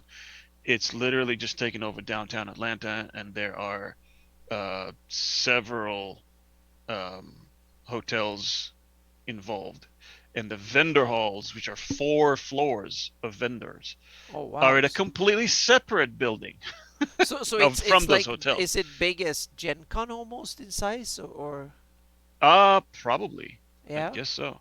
And it's and I mean the gaming. Oh, so Lando, your Dragon Con RPG stuff, nice. Um, Give me a shot. I don't know what you do. Send me a PM or something. I don't know what you do for Dragon Con for the RPG stuff. But even Cool. the gaming is an entirely separate building again for Yeah. Oh for wow. for Dragon Con. So what they used to do, there are a lot of people who go to Dragon Con and have been going for many, many years, who have only been to the vendor halls once, Yeah. right? They Because go on their first year and then they never go again. You know, and it's um still, you got plenty of people who come. The vendor hall is busy. It's almost mhm. shoulder to shoulder Yeah. sometimes. But what they do allow now, you can't. The general public can't just buy, a day pass to go into like the hotel or whatever, as far as I know. But they can go into the vendor hall, right? They can buy Yeah. a ticket to just get into the vendor hall. Last year, they did not allow that because of COVID and Ah. Yeah. occupancy Mhm. limits and things like that they Yep. wanted to maintain. They did not allow the general public to come in, which is usually Saturday, Sunday, and so people who would specifically go to DragonCon for the day to shop were not allowed to do that last year. So all we had were the convention goers who are there for 4 or 5 days. They may go to the vendor hall 2 or 3 times, but they're only going to buy once, right? If that makes Yeah. sense. Mhm. So, yeah, a lot of people were walking around, but they were not buying. Yeah, that's Show them the sad. Dragon Con map. I mean, it's not an accurate map. It's not a realistic map, but sure, I can do that. Let me see if I can find it. Oh, cool. Yeah. So, yeah, it just people were just not buying, and a lot of people in the vendor hall, a lot of vendors that I know lost money, and it's a lot of money to lose.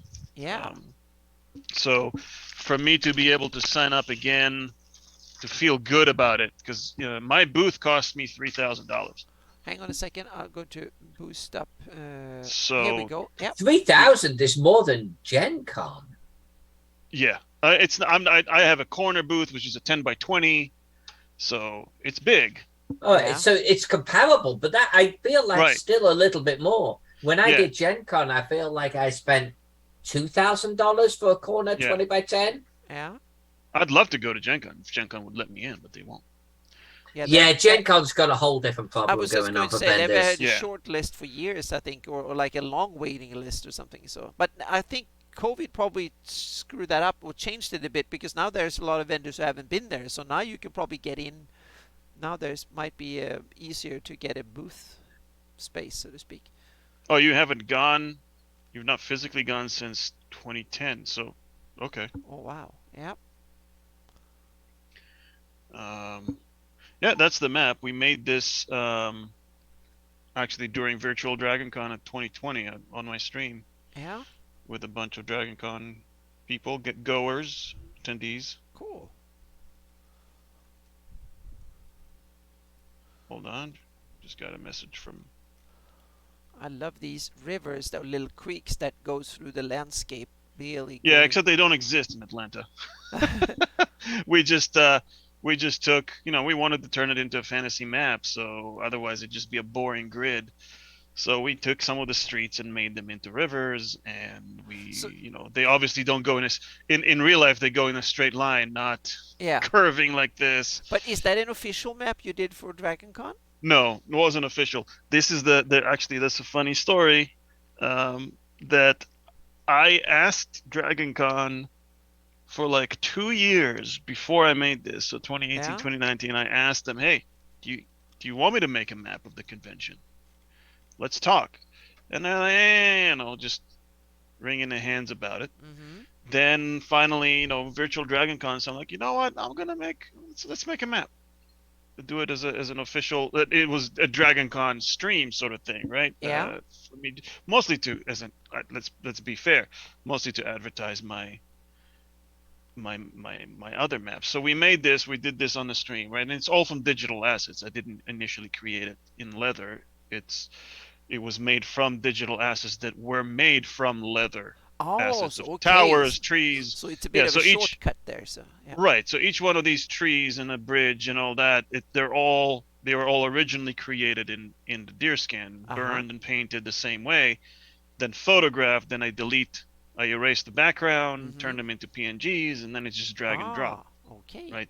So, and then from those pieces, I had actually Miss J Maps. She helped create a whole bunch of other assets. So all of these castles are made from maybe a dozen separate elements that I created, and then she sort of manipulated things in Photoshop to create more. These stalls, vendor stalls here, if we zoom in on them, they are all created from butchered up, digitally butchered Okay. But they assets look cool. that were made in leather first. Yeah. So, Looks like all awesome. the upright poles, I made a little elongated brown thing, Yeah, so right? that And one doesn't exist other than in digital form, so to right, speak. exactly. Okay, cool. Um, so yeah, we made this, and then I asked Dragon Con in 2020, 2021, like, hey, can I put the official Dragon Con logo on the map? Because Mm-hmm. I made the compass this, right? The Dragon Con colors are sort of a gold and purple Yeah. colors. So they're like, no, you can't. They didn't really say no, you can't. It was more like, oh, we don't have time to discuss it now. And I was like, Yeah. Mm-hmm. God, really? Just get over yourself. It's a literally a 30-second discussion. So Yeah. so they were again just They were dragging their stalling or feet. yeah. Mm-hmm. So I didn't put the official um, logo, which a lot of the fans were like, oh, it would be great to have the logo on it, right? Yeah. And so then at 2021, it was the first year I sold it in person as prints, and more people were saying, "Oh, this is great, and we'd love to have it, with the actual logo." So this year, Dragon Con was coming out with their I don't know what they called it, exclusive Dragon Con merch program where you could have your product. If you're a vendor, you could submit products to be included in that, where you would be allowed to use official Dragon Con Mm-hmm. logo, and they would sort of advertise it, all of that, right? So I'm like, well, what more could you want from an actual Dragon Con map that was created during Dragon Con? Yeah. This is an easy sell. So I submitted it, and I got an email back that just made me angry. It made me laugh and angry at the same time, where they said, well, we see where you're going with this, and we like that, but could you change this and change that and add this and add that? And I'm like, no. Why did you they should have said that before when you started the project? Like, this isn't like, this is a finished piece of art. Yeah. It was done literally with the input of Dragon Con attendees. There are Easter eggs here that are just all no one would get ever unless they went to a specific Dragon Con, like in Mm-hmm. 20, which Dragon Con was it? FedEx John, I think, was Dragon Con 2019, I want to say, Yeah. where somewhere in one of the lobbies there was a FedEx store, and somebody stole the life-size FedEx man Oh. cutout that was there and put it somewhere else in the hotel, and that guy, FedEx John was his name, and he got that cutout got so many things drawn and stuck to it and hung from it. It was this cult following Yeah. that Dragon Con, and for months afterwards the memes were circulating. Like, it was amazing. And right in here, where is it? Right there Yeah. is FedEx John's face peeking from behind that castle, which is the Marriott Hotel. Yeah. Right? Why is this the Marriott Hotel? Because I don't have assets that look exactly like the Marriott Hotel, and I wasn't going to sit there and make But it looks like a rib specific. cage. It looks Right, awesome. it is. Yeah. It's a ribcage that I did create Yeah. before from my Mm-hmm. map asset packs, and the inside of the Marriott, if you've ever been to the Marriott in Atlanta, the inside looks like a ribcage. Okay. No, I've never been to It's an Marriott. impressive hotel, but anyone Cool. that looks at it knows exactly what that's supposed to be. Yeah. Well, that's awesome. Yeah, Yeah. but they came back with, can you change this and add that? And I Oh, said, no, No, it's a finished no. piece. yeah. Do you know the medium that I work in? No, Right. no, I can't do that. Yeah. I can't, I'm not Kafir, spending. you know what you should do if you have the original to this? Actually conspire to give it to the owner of DragonCon. Seriously. But there Yeah. is just no original because it's all digital. Yeah. Oh, right, it's Right. all digital. I But in would order put to a create, version of this on canvas and give it to him Yeah. and just go here. And just because he will figure out from his people how much they fucked up. Yeah. it's and so then they came when and so I replied, no, I can't do that. I literally just don't have the time to sit and create. That would be like It'll take many hours of work. Yeah, we would like redoing the map again, basically. Right. And they're like, yeah, and the streets don't really match. Could you change that? I'm like, I'll have to redo it. This isn't Yeah. like other vendors taking some, a mug and splattering the logo on it, and now it's an official, exclusive product. Yeah. This is gonna take dozens of hours. I don't have the time for this. Mm-hmm. This was created with the input of your attendees, of your fans. Yeah. And I'm like, is that fact that I can't change it, a barrier to this? And I didn't get a reply until they finally sent out all the rejection and acceptance letters, and this was rejected as an official exclusive. Yeah. Which is fine. I'm like, whatever. It's funny that Mm-hmm. it's like that. I'm gonna sell them anyway. I don't have any official DragonCon logos on it. It doesn't say exactly. DragonCon on it. Exactly. Then you can sell it, and people Right. who've been So there, they know. Yeah.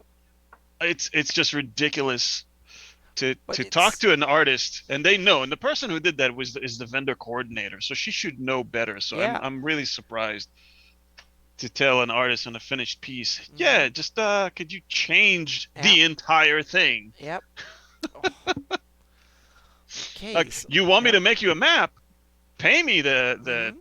$10,000 it would cost you to make me to have me make you a map. Wow. Yep. So now I'm saving, and oh, it's All right, saved. well, I am done with prints. Yeah, so... I was going to say we've done 2 hours and a little bit Hello. of minutes here. So let's make sure that people who want to ask a question or have something like that, they give a chance. So, and then it's time to wrap it up in a little bit here. So thank you everyone who came by and asked questions and gave us some cheers in the chat and stuff. That's awesome. So thank you. Yep. And it worked today. We only had 350 dropped frames tonight, so it seems like the stream had worked really well. So that is cool.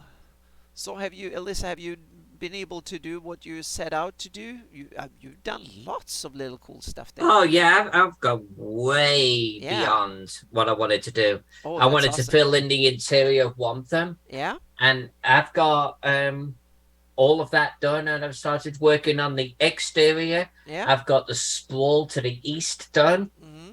and I've started working on the farms to the Yeah. south. That's cool. Yeah. And Yeah. today my goal today to do, if nothing else, was to get the hexed versions or preview versions of the 598 maps done, and I've got them done.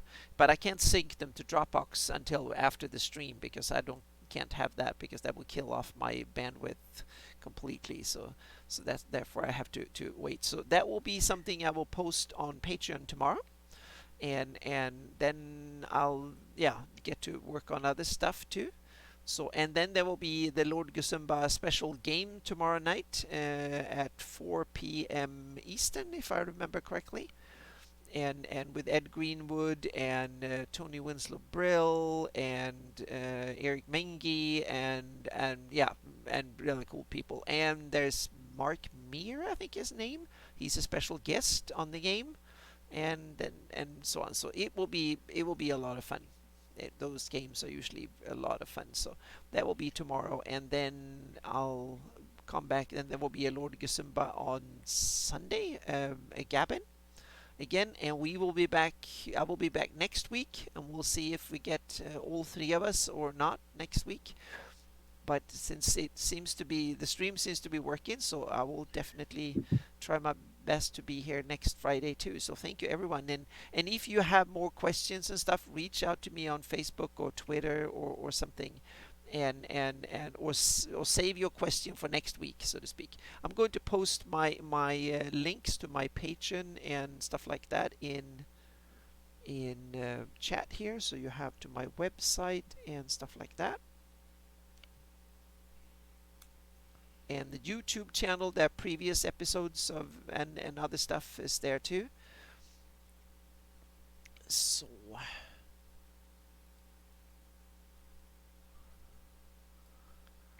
okay. So any last shout outs, Alyssa or Kvir, anything you want to?